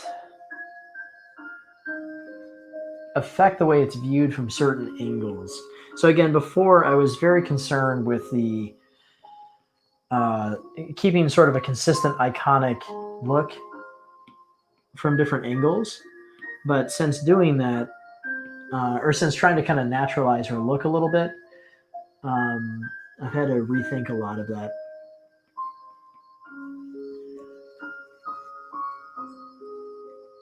Yeah, I think that looks a lot more believable. It's funny because what's happening here is really, this magical, crazy experience. Her bed has transformed into a plane in the real world, not in a dream. And so this should be a moment that is stunning. But that doesn't mean that she's going to get into this really wacky pose. But at the same time, it's a little deeper than that too, because Sarah's not just witnessing this happen. Sarah is also kind of acutely aware that this was always possible. She just doesn't really know that about herself. So it's not totally stunning. It's not scary, I'll put it that way. There's nothing scary about what's happening.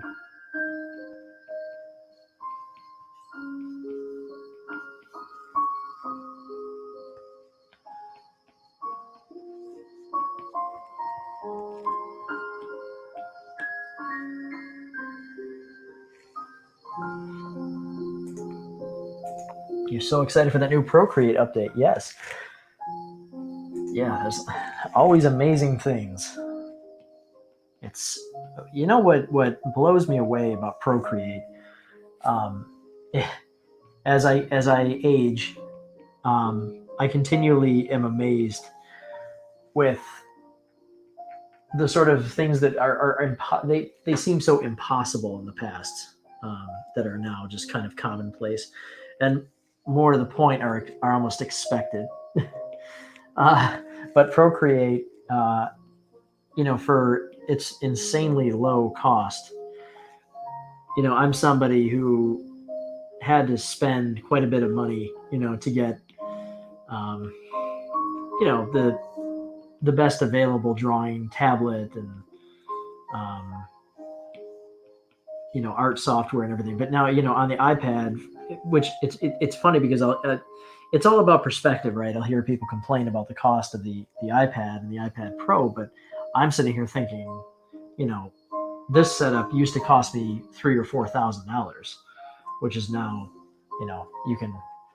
I think actually you can probably do most of the um, complex operations with the newly released iPad that they have. That's not even the iPad Pro, and that's going to cost you less than $1,000. It's, I mean, isn't it something like $400 or $500? And then you can get a pencil for another 100 or so, and then you have Procreate for $10 for life. It's still crazy to me. Is I love Clip Studio. It's a fantastic software. It really just depends on what you're doing. But when you can see, I'm using it right now for a high res illustration for a book, and I can do what I need to do with Procreate just fine. And in fact, the overall drawing experience is kind of maybe a little bit better in Procreate because it's not bogged down with the kind of nasty slowdown that you get with programs like Photoshop because they are so complicated. And yeah, they have amazing tools, really amazing tools that you can use. But at the end of the day, what I found over the years is that generally the tool that I need is just the ability to draw. I just want to sketch things out. It's like every fancy tool in the world is really not as important as that. So that's what I'm focused on.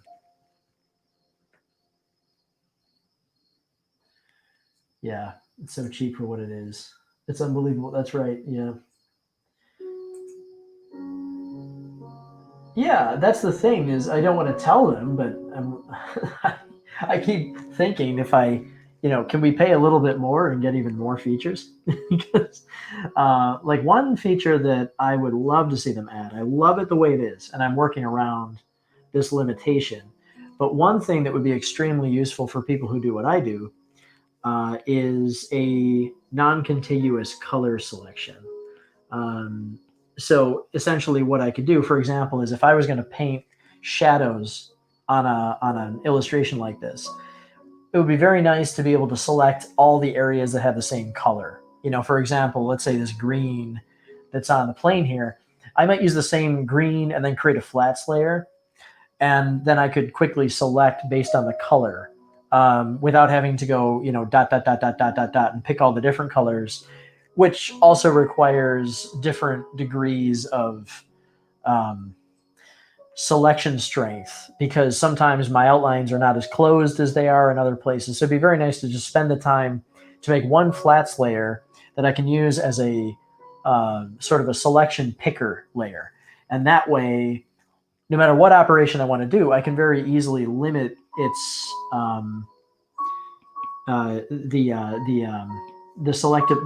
selectable region by just choosing that color, and to be able to do that by color would be amazing.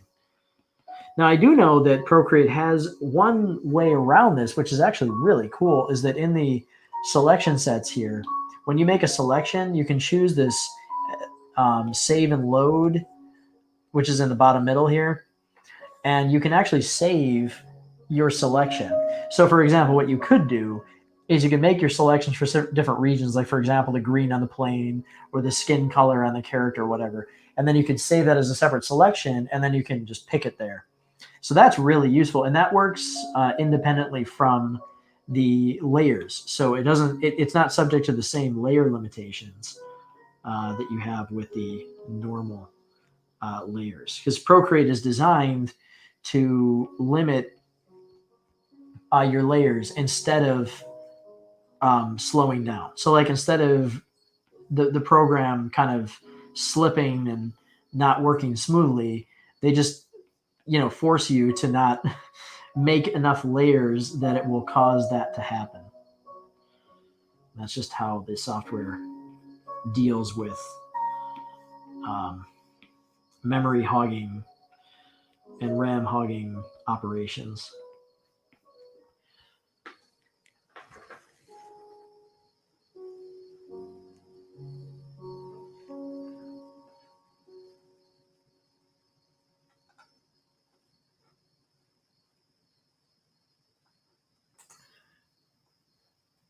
Yeah. What you can accomplish using Procreate is being such a low one-time price is crazy, even more so because they keep updating for free. Yeah, that's the other thing too, is you get all these updates for free. It's really crazy. You paid over €1,000 for the iPad Pro. Well, I paid over $1,000 for the iPad Pro.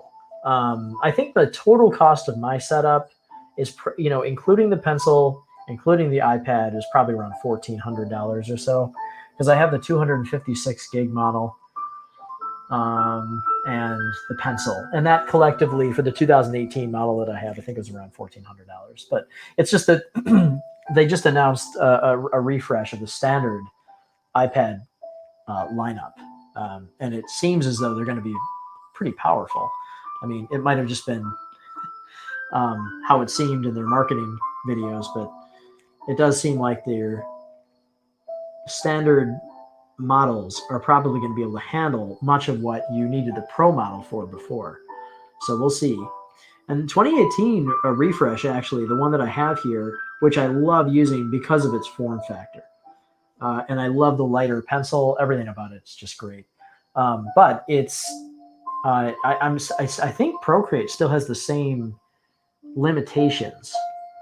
So I don't think this iPad has allowed for, for more layer creation or anything like that. Yes, Procreate is fun. It's a lot of fun. If you want to draw digitally, really is one of the best tools you can get for it.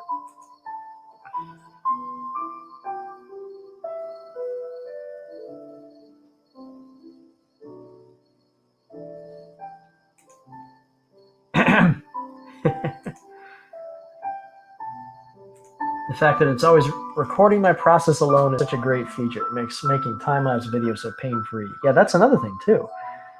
I haven't really taken advantage of that tool, but probably should do that a little bit more, huh, Jackie?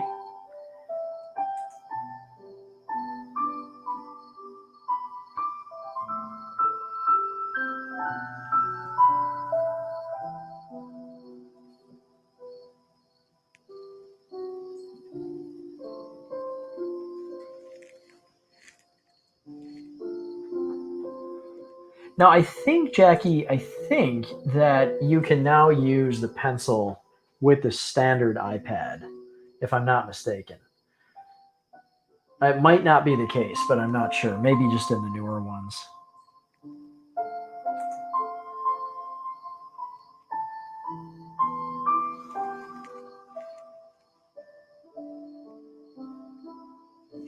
Yeah, really fantastic tools. It's amazing what we have now. There's just no time for complaining about it. I'm always amazed when I see complaints. I've got one friend who works as he's an artist. He's a coloring artist for comics, and he's a great guy. I love him, but he he keeps posting these kind of angry complaints about what Procreate is missing, and I'm thinking, um, maybe I'm just a glass is half full kind of person, but I'm so busy being amazed with what you can do with this thing, and it has not stopped amazing me. That's the thing. Like since I got it, I thought, oh, this is amazing, but it's gonna wear off. I'm not gonna be impressed. But it's now we're going on about 3 years with this thing, and it's still blowing my mind. I mean, honestly, the other tools were mind blowing. The mobile studio is incredible, and depending on what you're doing, the mobile studio is still a great choice. Certainly if you need a CG ready machine and you're working with CG graphics and stuff like ZBrush, then and you want a portable solution, the mobile studio is your best bet as far as I can tell. But it was a bit of overkill for what I needed. It's just that it's one of those things where there was no mid-tier option or even something that was remotely close. I don't like the drawing experience, or did not like the drawing experience anyway, on the other tablet options like the Surface Pro. I find that the way the pencil feels is just not natural on those. And I did go through a couple of tablets back before the companion was even a thing. And yeah, I just found it to be it was just an inferior experience. I didn't like the way it felt. So I don't love everything.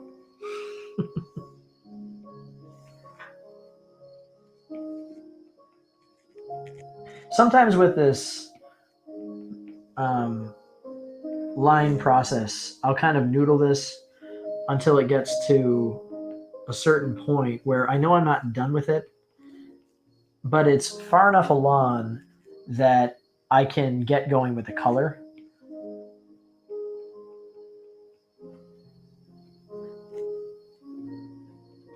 And the color will sometimes help me figure out what I need to keep and what I have to get rid of. Because so often I'll put lines in here that I think I need because I'm looking at just the line. If I don't put something in there, obviously it doesn't look complete. But that something may end up getting added in the color phase.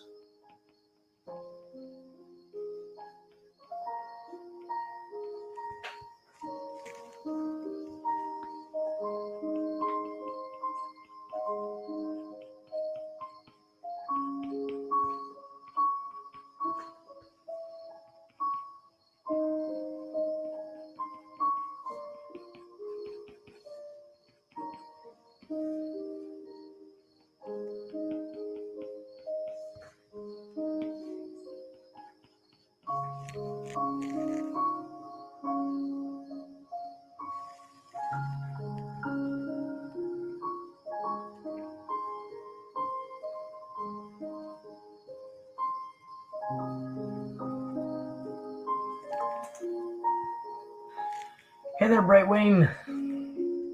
You've been a huge fan for a while now. I'm glad more content is being put out. Yeah, lots more. Thank you for coming by. Appreciate it. Good to see you, Hot Buns. I will not get tired of that name.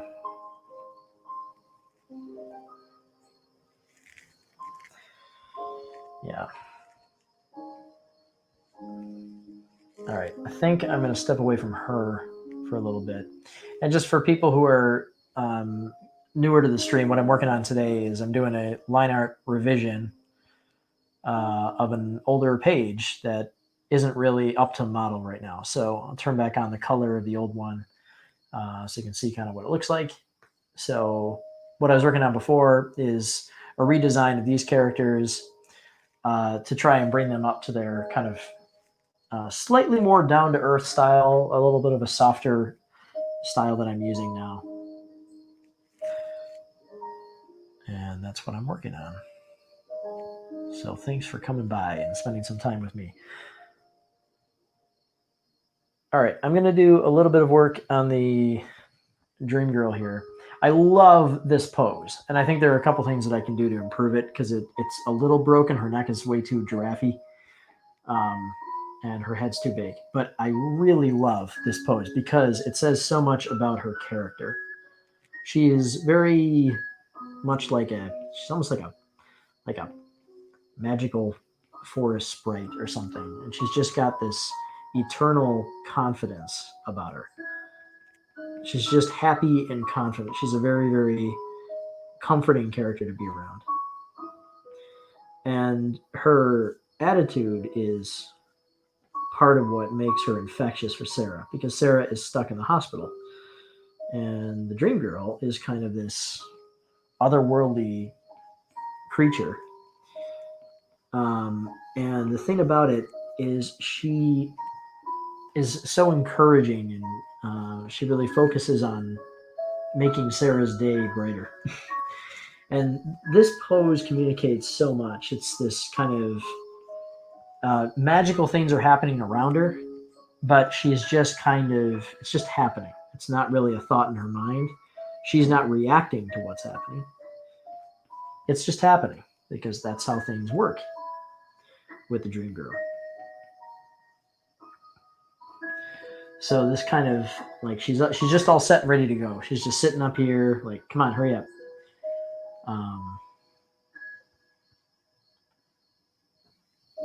I think this is her elbow. Man, that's really, the arms are way too long. Can't even figure out what I was doing here before. Yeah, her elbow would not go down. Maybe to there. Maybe. Thereabout. Something like that, yeah. Yeah, she's all bottled up here. She's got this kind of happy smile. And the other thing too is, you see how I was talking earlier about how high you draw the lid, it can make the character look very surprised. Now with the Dream Girl, she is not surprised. She is confident, and she is knowing, and she's a little mischievous. So I want to make sure that her eyes are not too open, because I don't want them revealing any sort of shock or surprise at what's happening. She's the one that's bringing the surprise to Sarah. She's surprising Sarah. So she's not surprised. So we got to make sure that her expressions bear that out. So how do you make somebody look confident? You close their eyes a bit. Universal rule. Works every time. Just make sure that we don't see too much of her eyes, her iris, the kind of round shape here.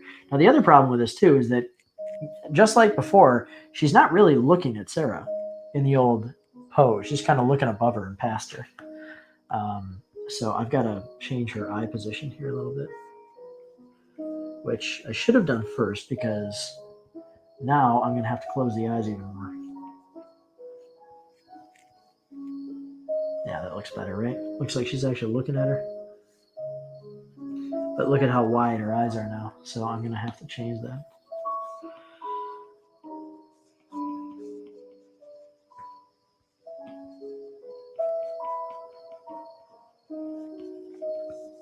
When the eyes close, you get the exposed eyelid. Remember that?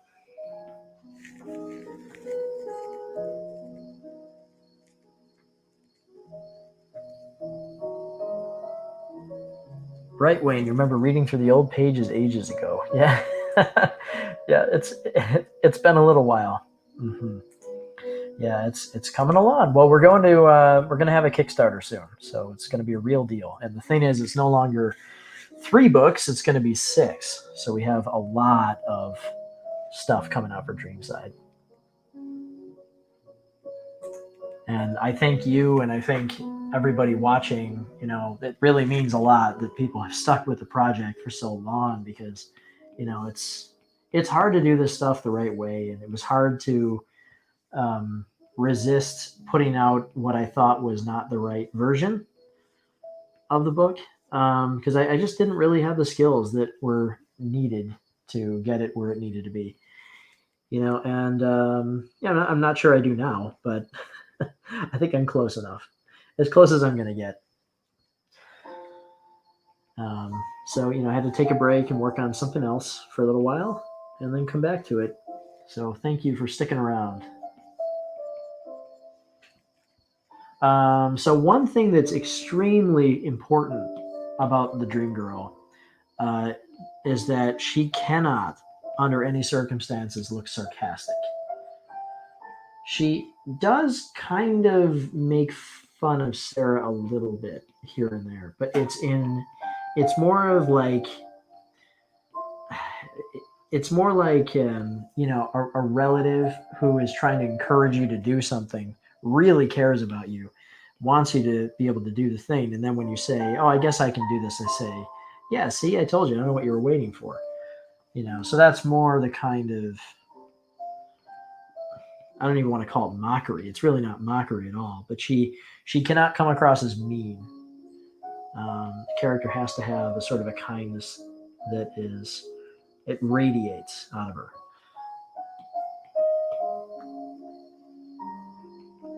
She's definitely the kind of person that you would want to spend time around. She's kind. She seems to only be concerned also about Sarah.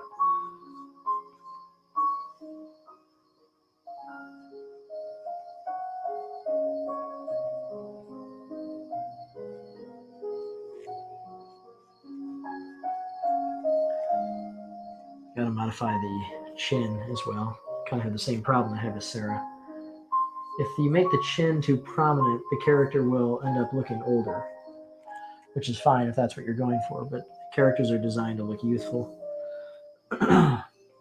Although I'm not specifying their ages for a variety of reasons, some of which is story related.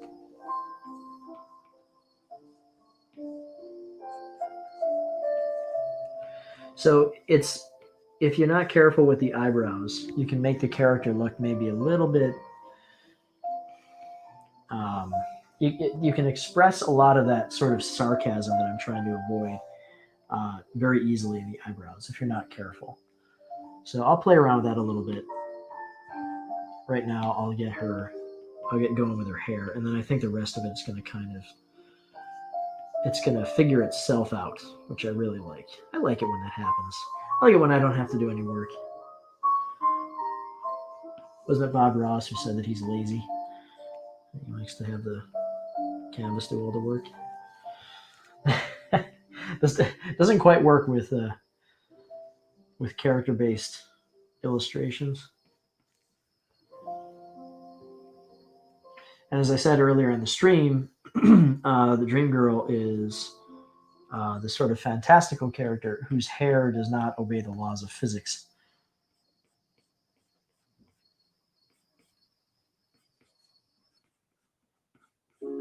So the rule that I set is that she will look either like she's flying and the wind is blowing her hair back, or she's underwater and it's floating. So when I'm drawing it, that's what I'm telling myself. So she sort of looks like she's underwater, then that's why. It's because that's what I'm thinking about as I draw her.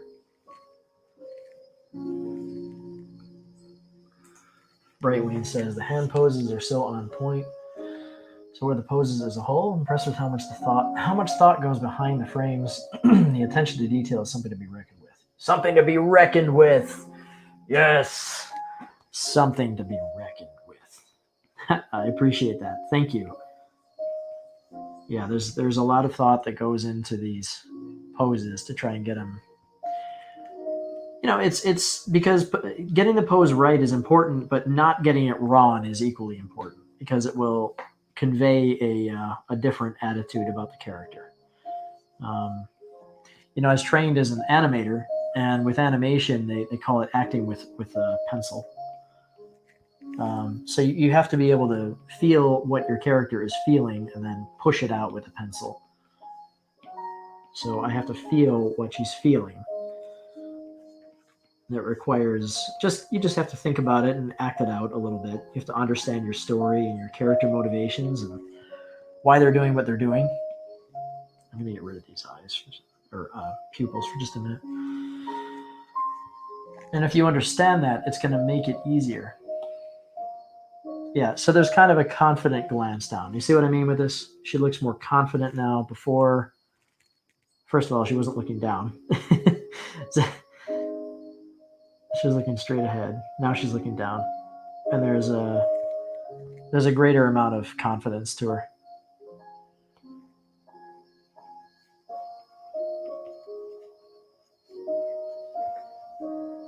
Some additional details will be put in with color, so I don't draw everything here. Got a neck brace. I don't really know what those are called. It's just a decorative element.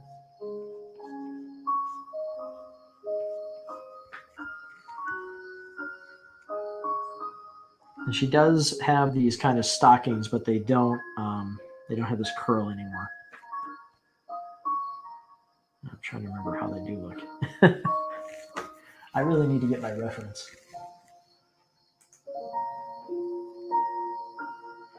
Teasing.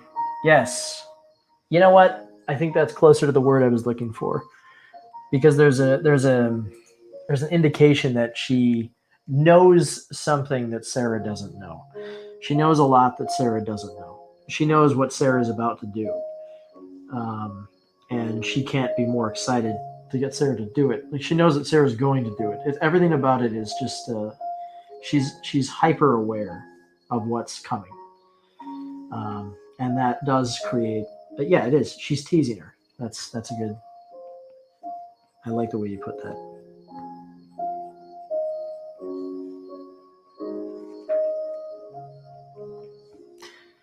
Yes.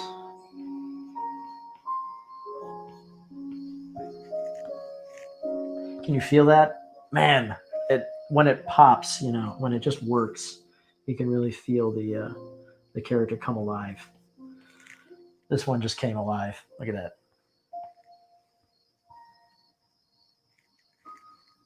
There's a connection there. Although she's too small relative to Sarah. Gonna blow her up a little bit. One of the nice things about using these softer pencil lines is that I'm not as concerned about the quality of the line if I blow it up like that. That's fun, isn't it?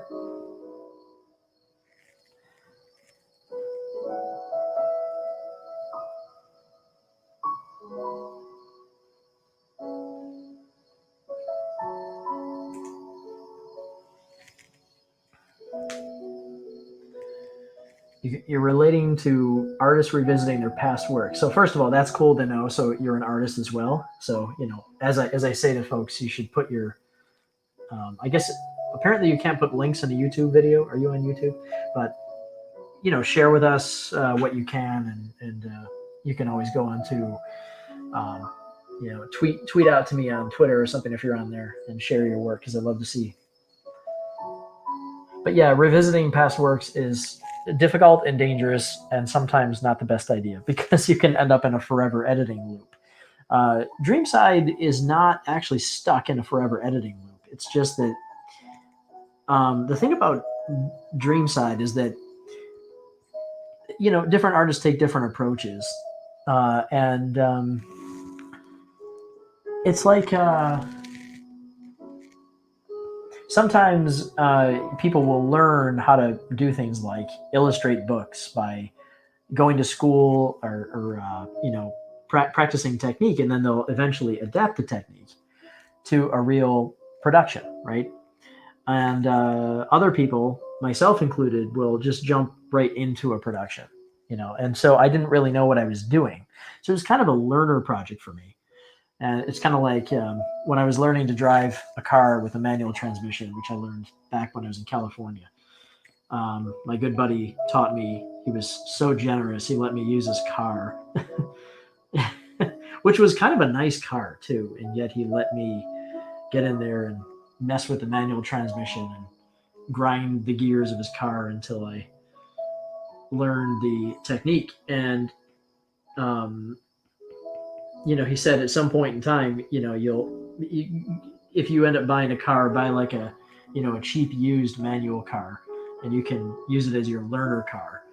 And I thought, well, the learner car is kind of a funny idea. What it basically means is this is a car you're going to destroy while you learn,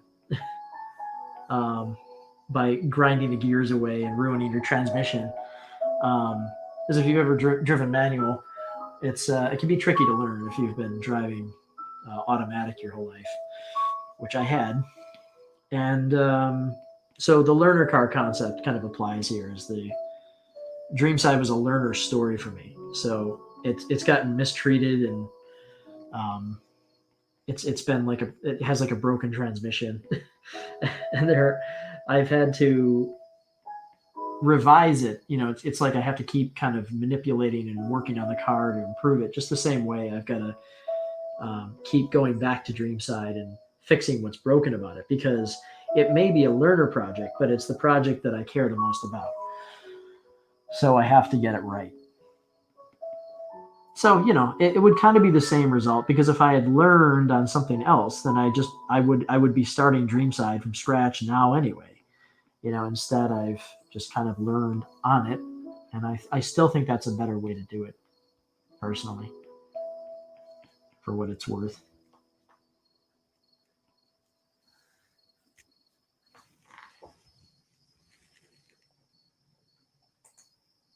Jackie, why can't my hair flow like that? It's always in the way. Well, walk around with a hair dryer and just blow it in your face all day long. That'll do it. How many colors do you use for her hair? Oh man, all of them. All of them. Yeah, she's got very colorful hair, and the hair colors of the Dream Girl actually change. She's got kind of like mood hair. It changes depending on her attitude and the scene as well. There are a lot of factors at play. I think I'm pretty happy with that. But yeah, her hair is.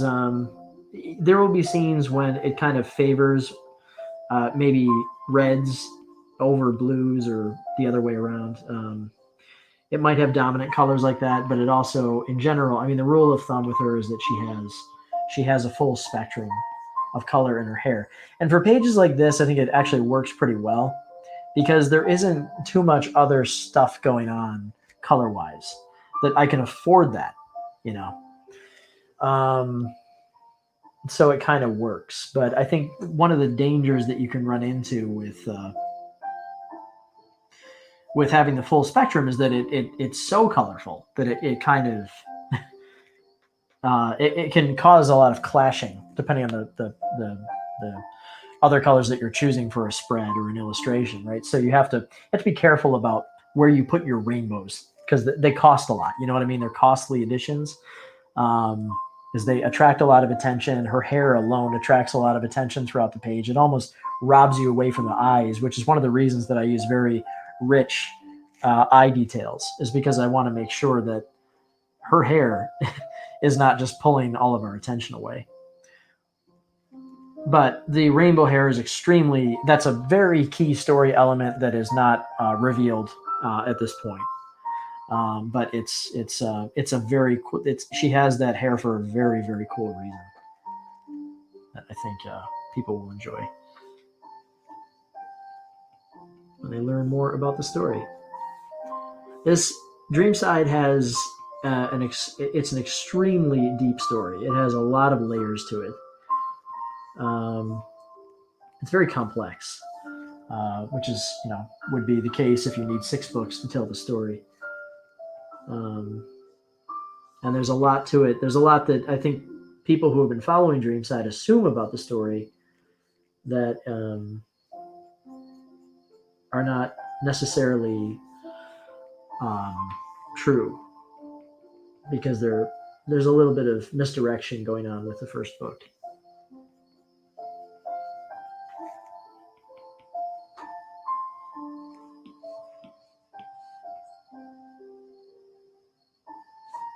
All right, at this point, I pretty much, because the focus today is I'm really just working on these characters' revisions, I'm going to turn off that background. I'm just going to work on the line itself, because at this point, I'm pretty happy with what I have. So this is a refinement process where I just go through and enrich the line quality itself. I will find little areas of shadow in the line, even though I don't do shadows with the pencil line. Although I do use the same pencil brush to do everything, just with different tools on different layers. But little things where there are intersections like this, I like to try and it's kind of an old comic-y trick.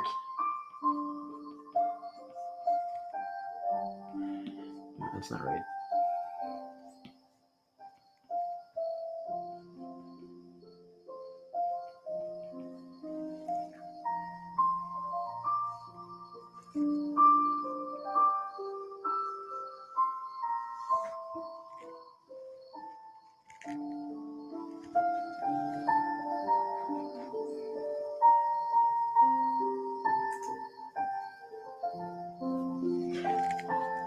You didn't know I had a background in animation.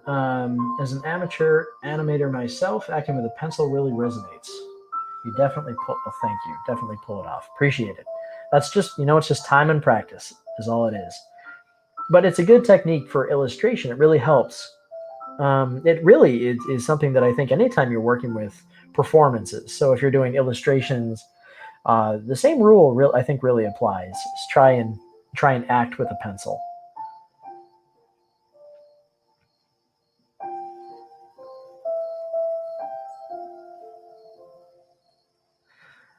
You asked if I was a team of one person.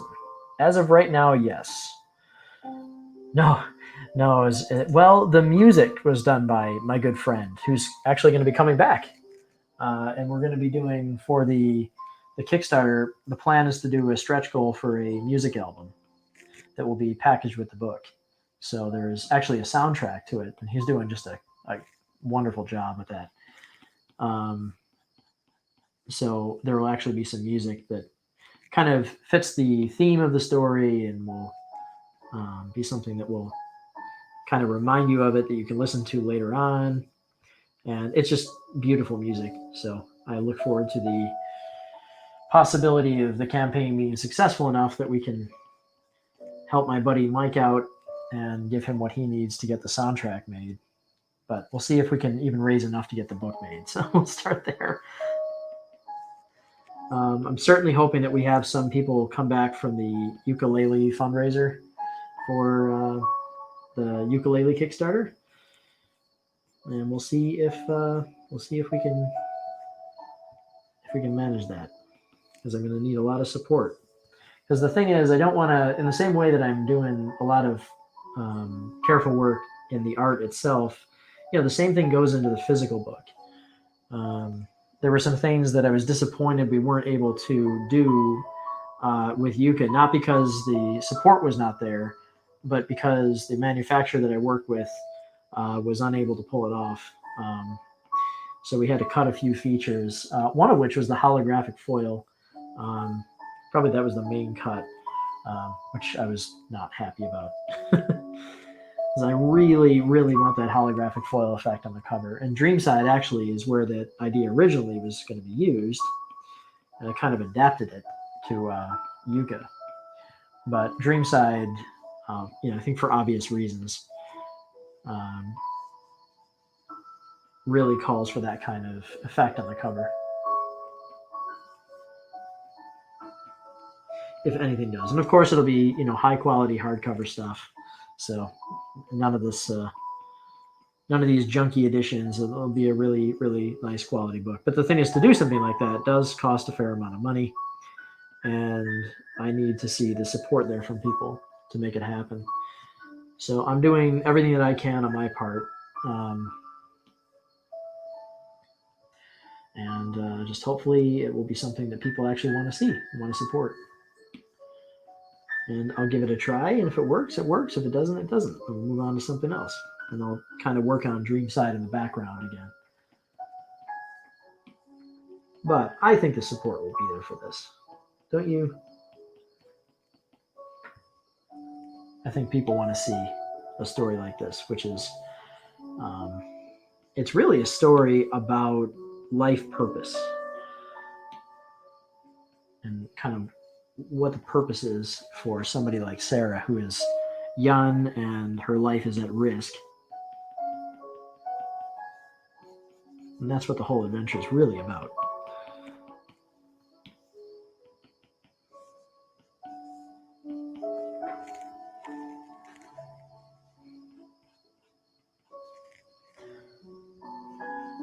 It does seem like there are a lot of people who could use that kind of story these days.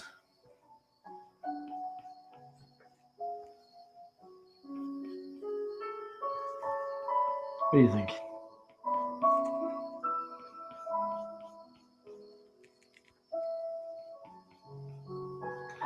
The most fun thing will be one of the reasons I want to do these live streams is a little bit more in depth and actually has to do with the story itself. But we'll put it this way, the story will be a lot more meaningful for you if you were along for the ride as the production was happening. It'll make a lot more sense.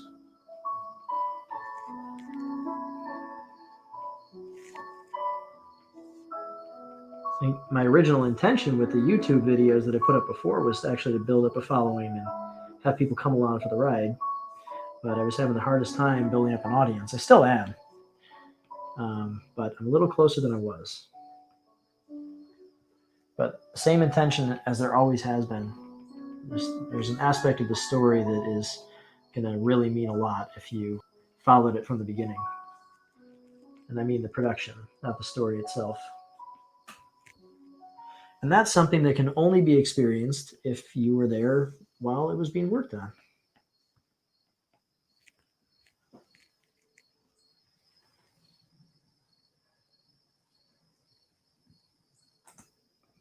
Hot Buns asks, when it's time to release the books with the final images, will you also release an art book or something containing the older art too? I really love the older panels you drew also.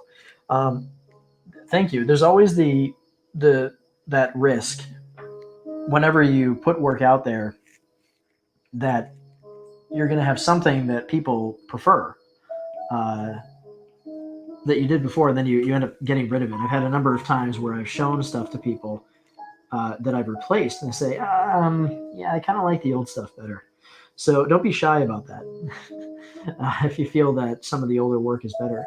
Part of the reason for that too, and I'm going to answer your question in this, is that I actually am aware that sometimes with this new process that uses this kind of vignette style, there will be a simplification of some of the pages. So there will be stuff that maybe was very detailed before, and really, really detailed and colorful pieces can sometimes gain a lot of appreciation, even if it's really just kind of it's sort of in the superficial details that made that happen.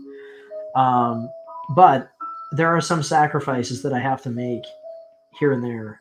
I do think overall the important stuff, like the character performances and the my ability to get the poses where they need to be, and all of that I think is so much stronger in the new stuff.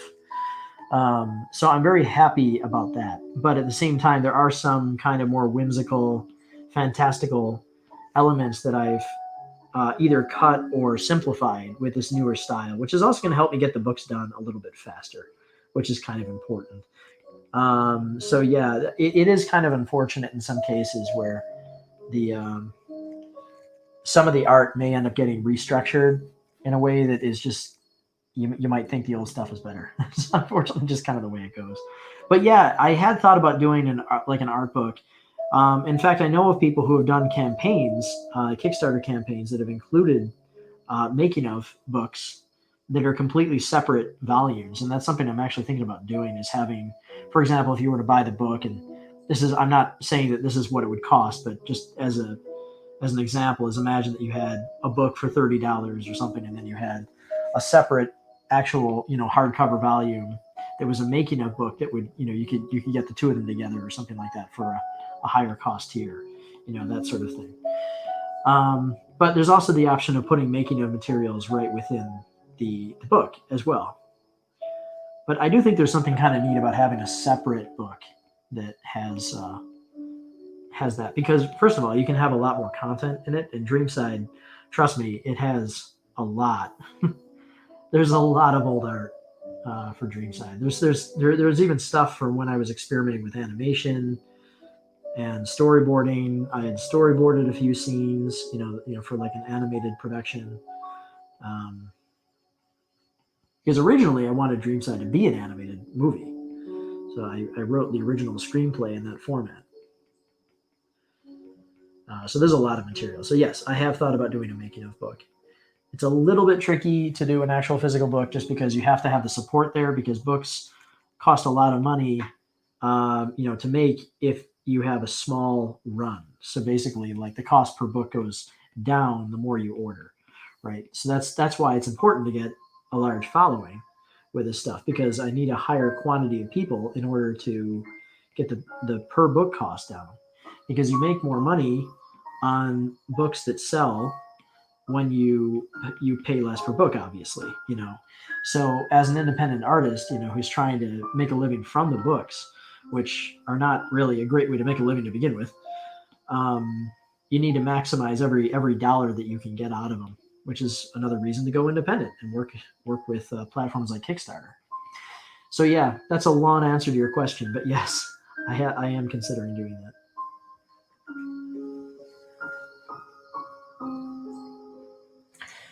No. This music is actually from Studio Ghibli movies, and it's somebody playing the piano. I probably shouldn't be putting this on the stream. I don't know if I have the if I'm free to do that.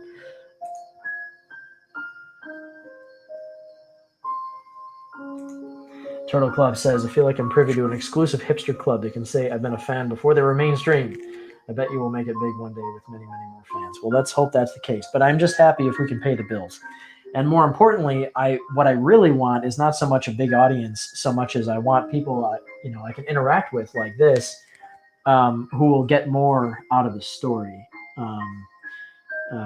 Because Dreamside, like I said, is gonna when you realize why being kind of a part of its production is actually part of the story, it's really, I think that's going to be an incredible moment. And it's something that when I was working on the animated videos and I just could not develop the following that I thought I would really need to get there, it was really disappointing for me, because that's an aspect that was really important. And I thought, it's a shame if we can't do this. And that was actually kind of part of the reason that I shelved it a little bit, is because I don't want to miss out on people feeling the impact of this story in its full glory when it's done.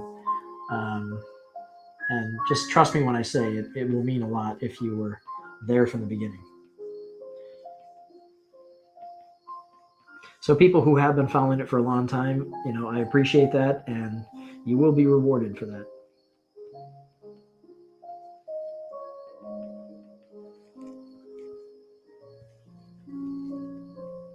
Plus, it'll be a lot of fun. It'd be a lot of fun to meet up like this with live streams and share ideas with people and get reactions from you. I mean, just by typing things and letting me know what you think, it's extremely encouraging, and it makes me draw better.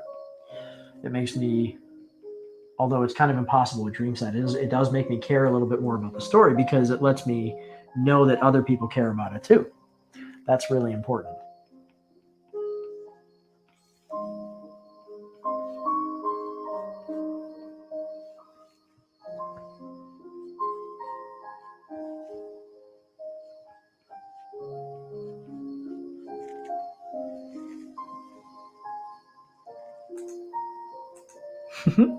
You're supporting it like no tomorrow.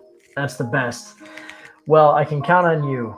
All right. So I think if you support it like no tomorrow, yeah, as long as what can I expect from you? Like $1 million? That would really help. Because if you could support it with $1 million, then that would just do it. I think $1 million would be just about perfect. No, I appreciate any support you can offer, and I appreciate you being there and supporting on the Yucca campaign as well. So hopefully people like their copies of Yucca and they want to see what's next, and they'll come back because I got to count on some of those people for sure.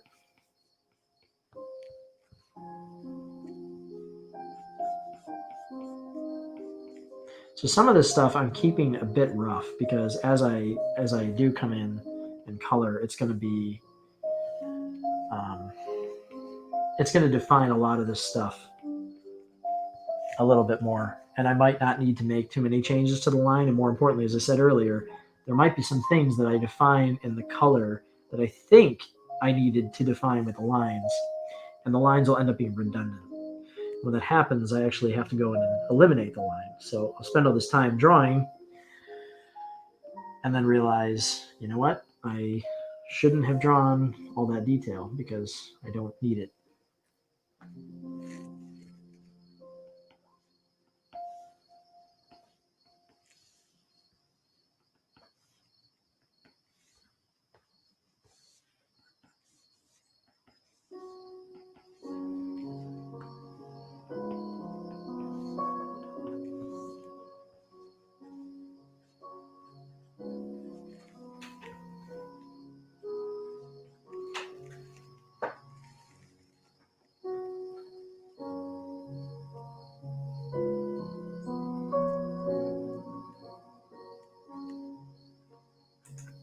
This is too kind. Thank you. Well, the writing drives the artwork. If you can have a story that's meaningful that you care about, then it will be a lot easier to bring the art where it needs to be. So thank you. All right. Well, thank you so much for coming. Hope you see you next time. I'll try to make sure that these start early enough that my friends in Europe are able to make it because it would really be great. So thank you. Have a good night.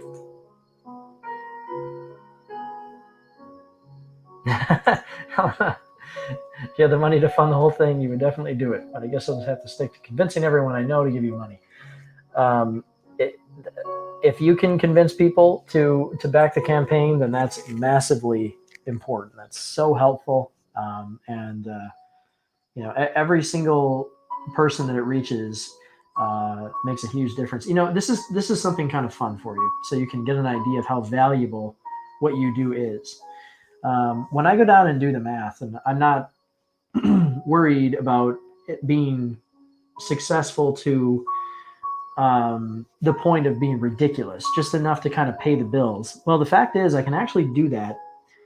Like, my eventual goal is to be able to do maybe somewhere between 2 and 4 Kickstarters per year. Because what I want to do is treat Kickstarter like essentially a pre-order store. Because it's a reasonably, comparatively respectable storefront that people can, they understand what it means, but it also lets me test out and see how something's going to do before I commit to a large order quantity. So one of the reasons that publishers kind of go out of business is because traditionally publishers have to make a lot of calculated risks. They have to, when you hear people say that they're, complain about the fact that the publisher didn't, accept their submission, and be like, well, the problem is that the publisher has to take an enormous risk because traditionally they really have no way of knowing how it's going to sell. But because you have to commit to a print run, they'll have to commit and say, all right, you know what, we're going to commit and print 2,000 copies of this book, or 3,000 copies, or whatever. And maybe they only sell like 500 copies, and they can't move the rest of them. They have to put them on discount. So that's a project where they lose money. So that's bad. Too many of those, and the company goes out of business. What's amazing about Kickstarter is that I get exact numbers. Okay, that's a new phenomenon that we did not have in the past. So I know exactly how many have sold because you've already committed as a pre-order and you put money behind it. And when the Kickstarter ends, I say, okay, I sold, like with Yucca, for example, I think in total, when we were fulfilling orders, we had like 1,100 copies to send out, I think in total, which is great, by the way, for a first graphic novel. But that's just it, is that it was, I knew that number. So I also knew how many extras to print so that I could continue selling, so I have extras, but not too many. So I'm not sitting on too big of a stock. So Kickstarter is great for that reason. It lets you gain an exact idea of what you need. And that's really, really important for production, because it'll keep me from wasting money by printing too many copies of a book that won't sell. You see what I'm saying?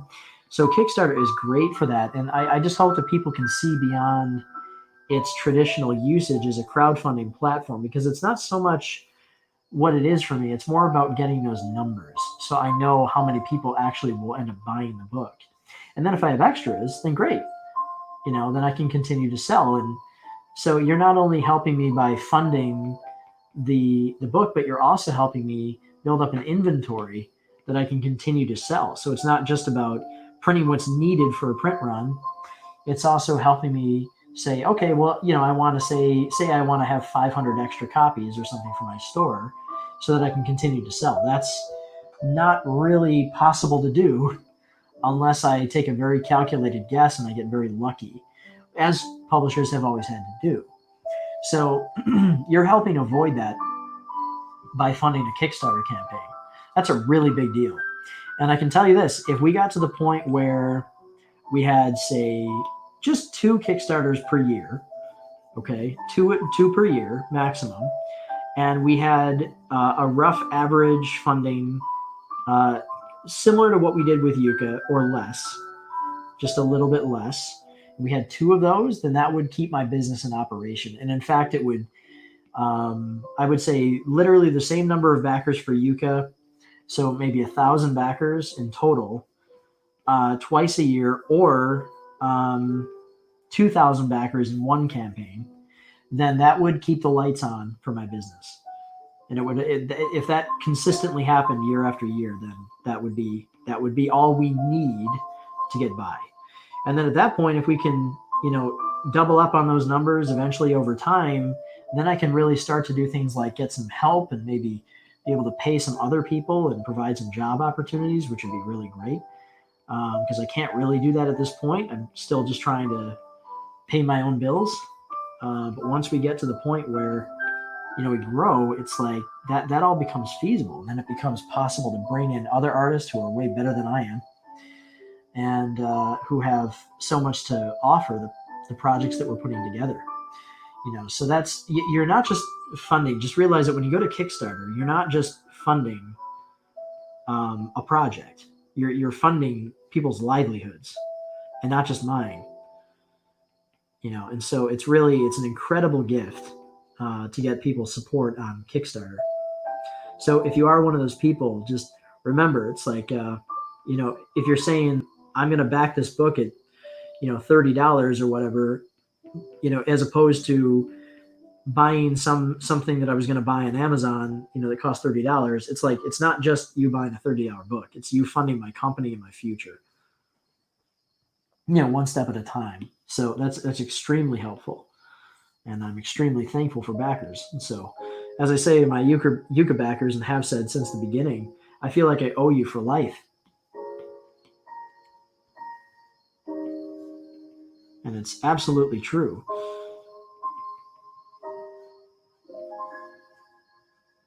And it's all the more incredible, of course, that people have that faith. They are willing to put their money out there to support something before they even know that it's going to exist. It still blows my mind to this day. That I was fortunate enough to get people to do that is very, very lucky. So you'll never hear me complain.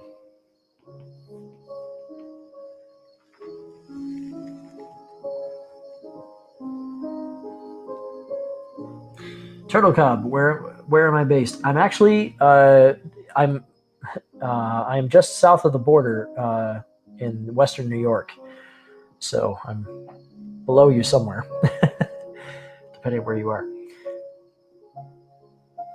Yes, please do spread the word. It will make a huge difference. Dreamside is just one of many projects. I mean, I can tell you that I've got something to the tune of maybe 10 to 15 projects that are all waiting in the wings. Dreamside just happens to be such a long epic that it's going to take a while to get that done.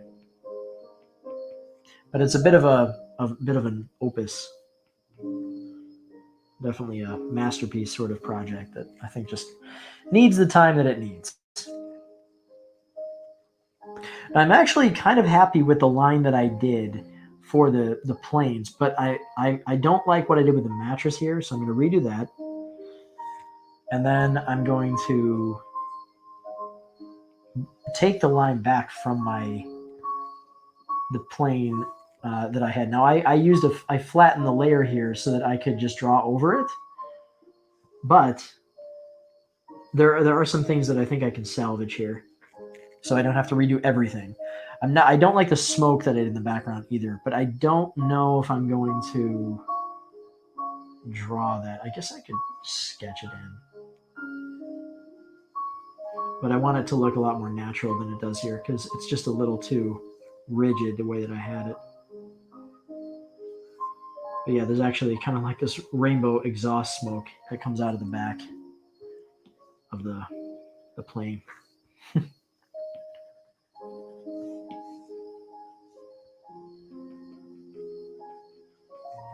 I think if we just kind of rough it a little bit.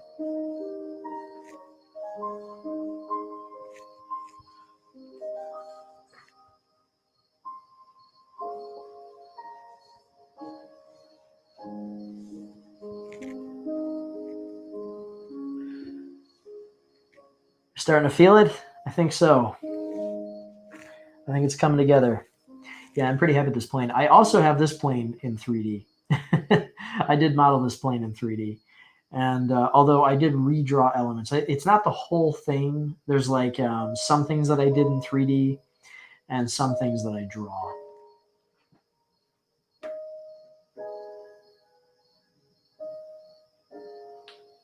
Thanks for coming, Dragman. It's great to see you.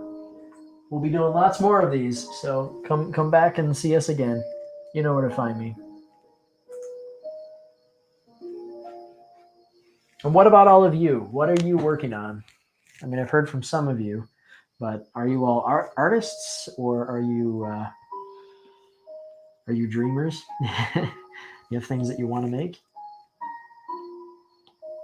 Tell me more.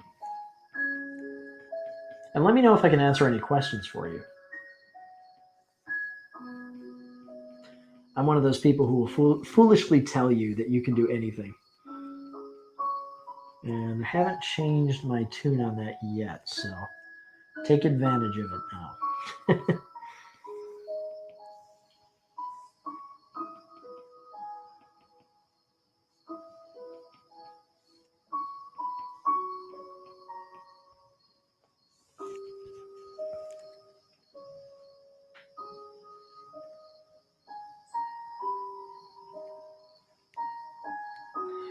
You're just a dreamer. Turtle Cub is a dreamer. Well, that's okay, but you're a dreamer you're working towards something. I guess that kind of is the definition of a dreamer, right? Yeah, as long as you're making progress. It's fun to make progress in this world, though.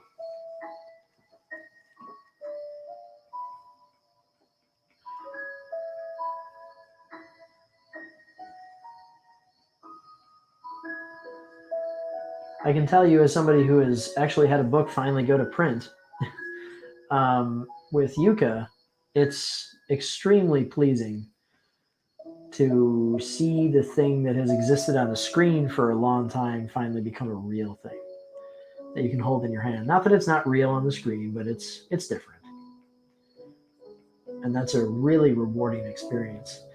I do sometimes find that if you are, if you're, depending on what you're working toward, if it's animation, then think differently.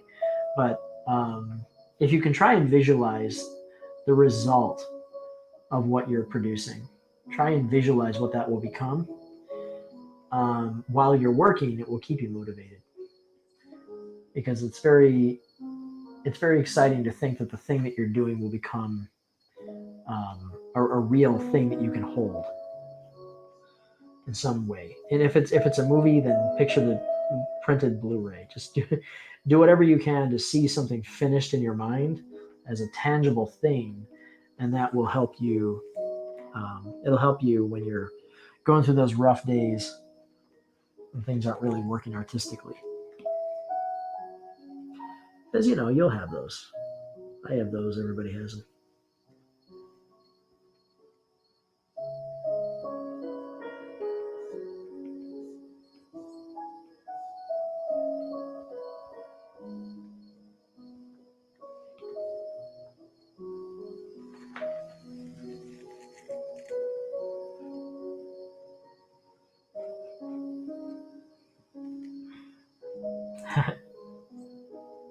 Who, Stan Lee? Fan art is always great. It's so motivating for somebody who creates something to have somebody else come in and say, "Hey, here's my take on that thing."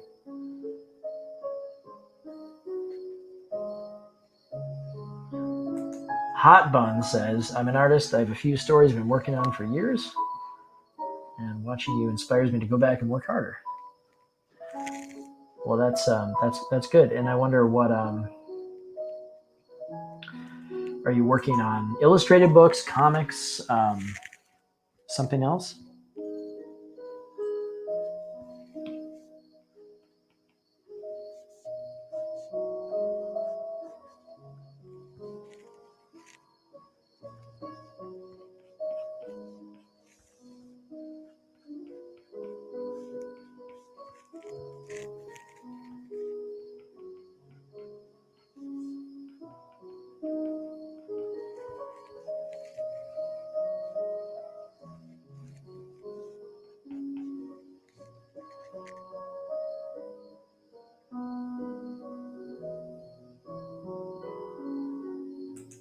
That would be awesome. I'd love to see it. Come back and share it.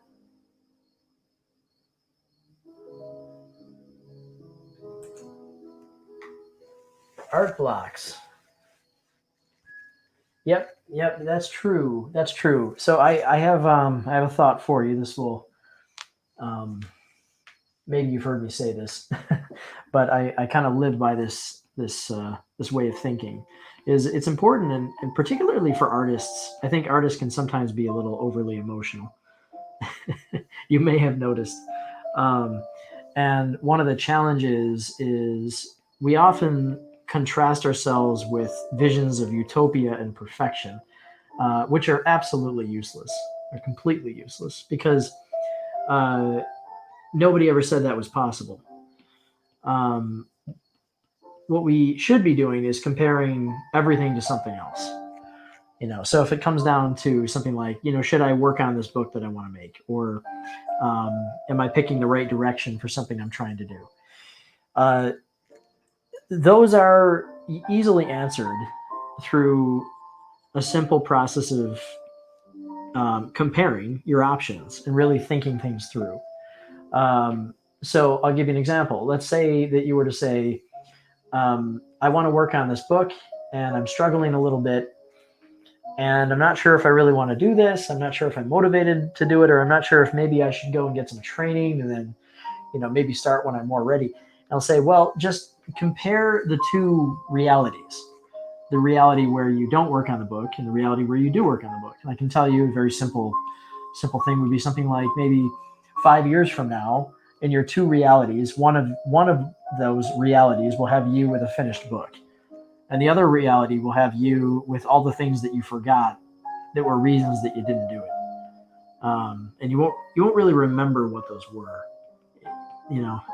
Take it from me, you won't remember why you pushed it off. You just say, yeah, I know I pushed it off, I know I had good reasons, but I can't remember what the reasons were. And so, move toward that reality that is in, a realistic option that actually exists. And one reality that could exist is you getting your project made, one way or the other. Even if you make lots of mistakes and you take forever, like I did, it's still not done, but I still think I made the right choice. It's not that I made a choice between doing Dreamside forever and doing Dreamside efficiently and perfectly with everything just right the first time, because that was never an option. Okay? What is an option is I gave up on it. Another option would be change the story or work on something else. It's like, well, that's a decision I made. I worked on Yucca. But you can't compare to fake realities. You can only compare to actual realities. I think when you do that, you realize you have a really clear-cut answer of what you should do. I said the same thing to somebody today, actually, who was upset over some world events, put it that way. And this person was saying that they were having trouble focusing on their art because they were upset about things that they had heard, or we'll just say that they were upset by things they hear in the news and things like that. And it causes a lot of stress and anxiety, and it makes it very difficult for people to focus on their work. But I kind of use the same example. Is imagine that you have two realities that are very realistic. One is, you worry about the stuff and you use it to not get your work done. And the other one where you ignore that bad news and you focus instead on your work. And the two realities create a very different projected outputs. One would be, this person finishes a lot of their work and makes their life better over the course of several years. The other is they had spent years worrying, and that's not a good outcome. So it's worth it to think of things in those perspectives. Realistic ones that actually exist. And it's a really long, meandering answer to a question you didn't really even ask.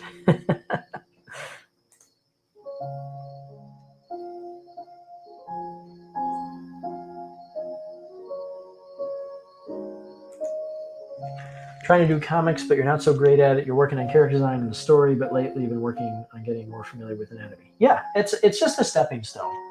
It's a stepping stone process to get there. That's all. And learn stuff as you need it. That's why I like to learn with a project. You'll feel inadequate periodically with it, as I do. Um, Everybody does, by the way. When I went on Twitter the other day, and it seemed like every great artist in the world was posting all at once. And I thought, oh, all these people are drawing stuff that looks better than mine. um, and it's intimidating. But if you stay on target, you'll get there. It's just it's a process, and don't forget to have fun with the process, because that's really kind of one of the main reasons to do it, is to actually enjoy the act of creating something, which is a really rewarding experience.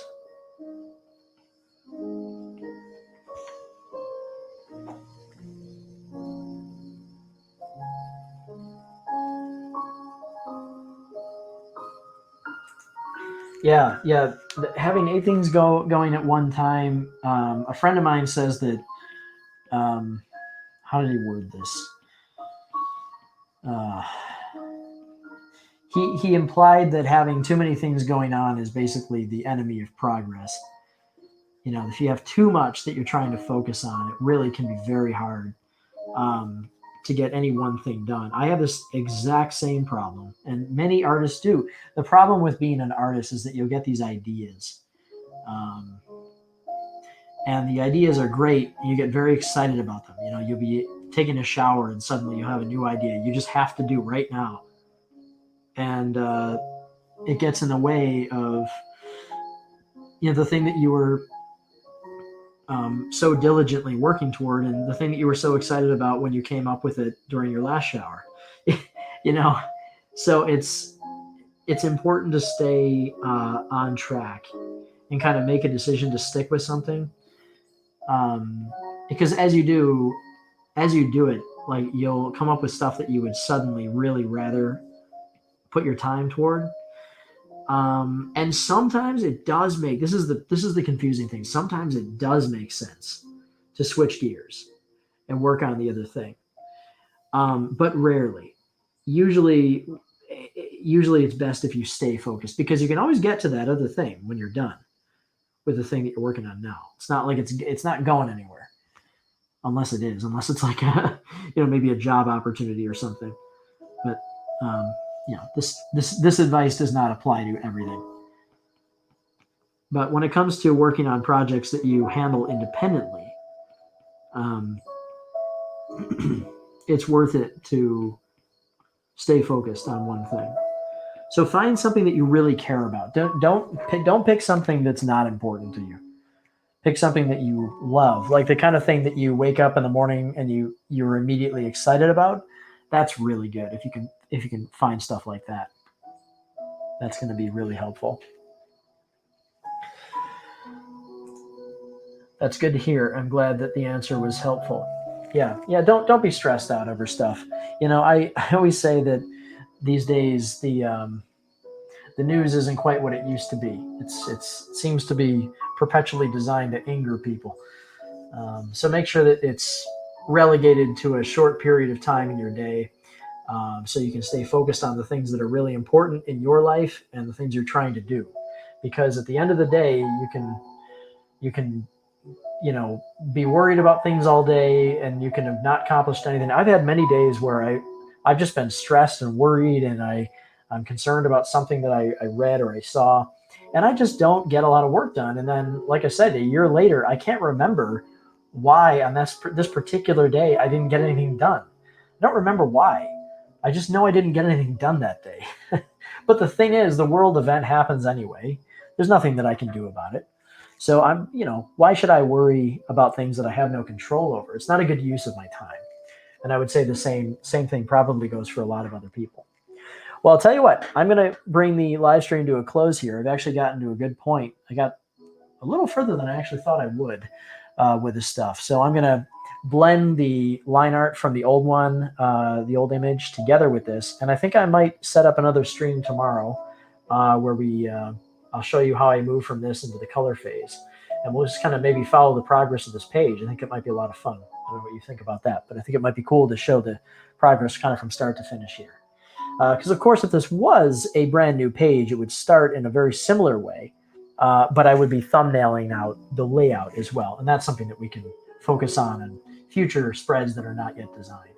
So anyway, if anyone has any questions that they want to ask, now's your chance as I sign off here. But I want to thank you all for coming today. It was a lot of fun. And, I'd like to do a lot more of these. It's a lot more fun drawing when you have people with you for the ride. So I want to thank you for joining me today. And like I said, I don't know exactly what time tomorrow, but I'll probably be shooting toward the afternoon. But I might do something a little bit earlier too. We'll see. So anyway, thank you again, and we'll see you next time. Have a good night.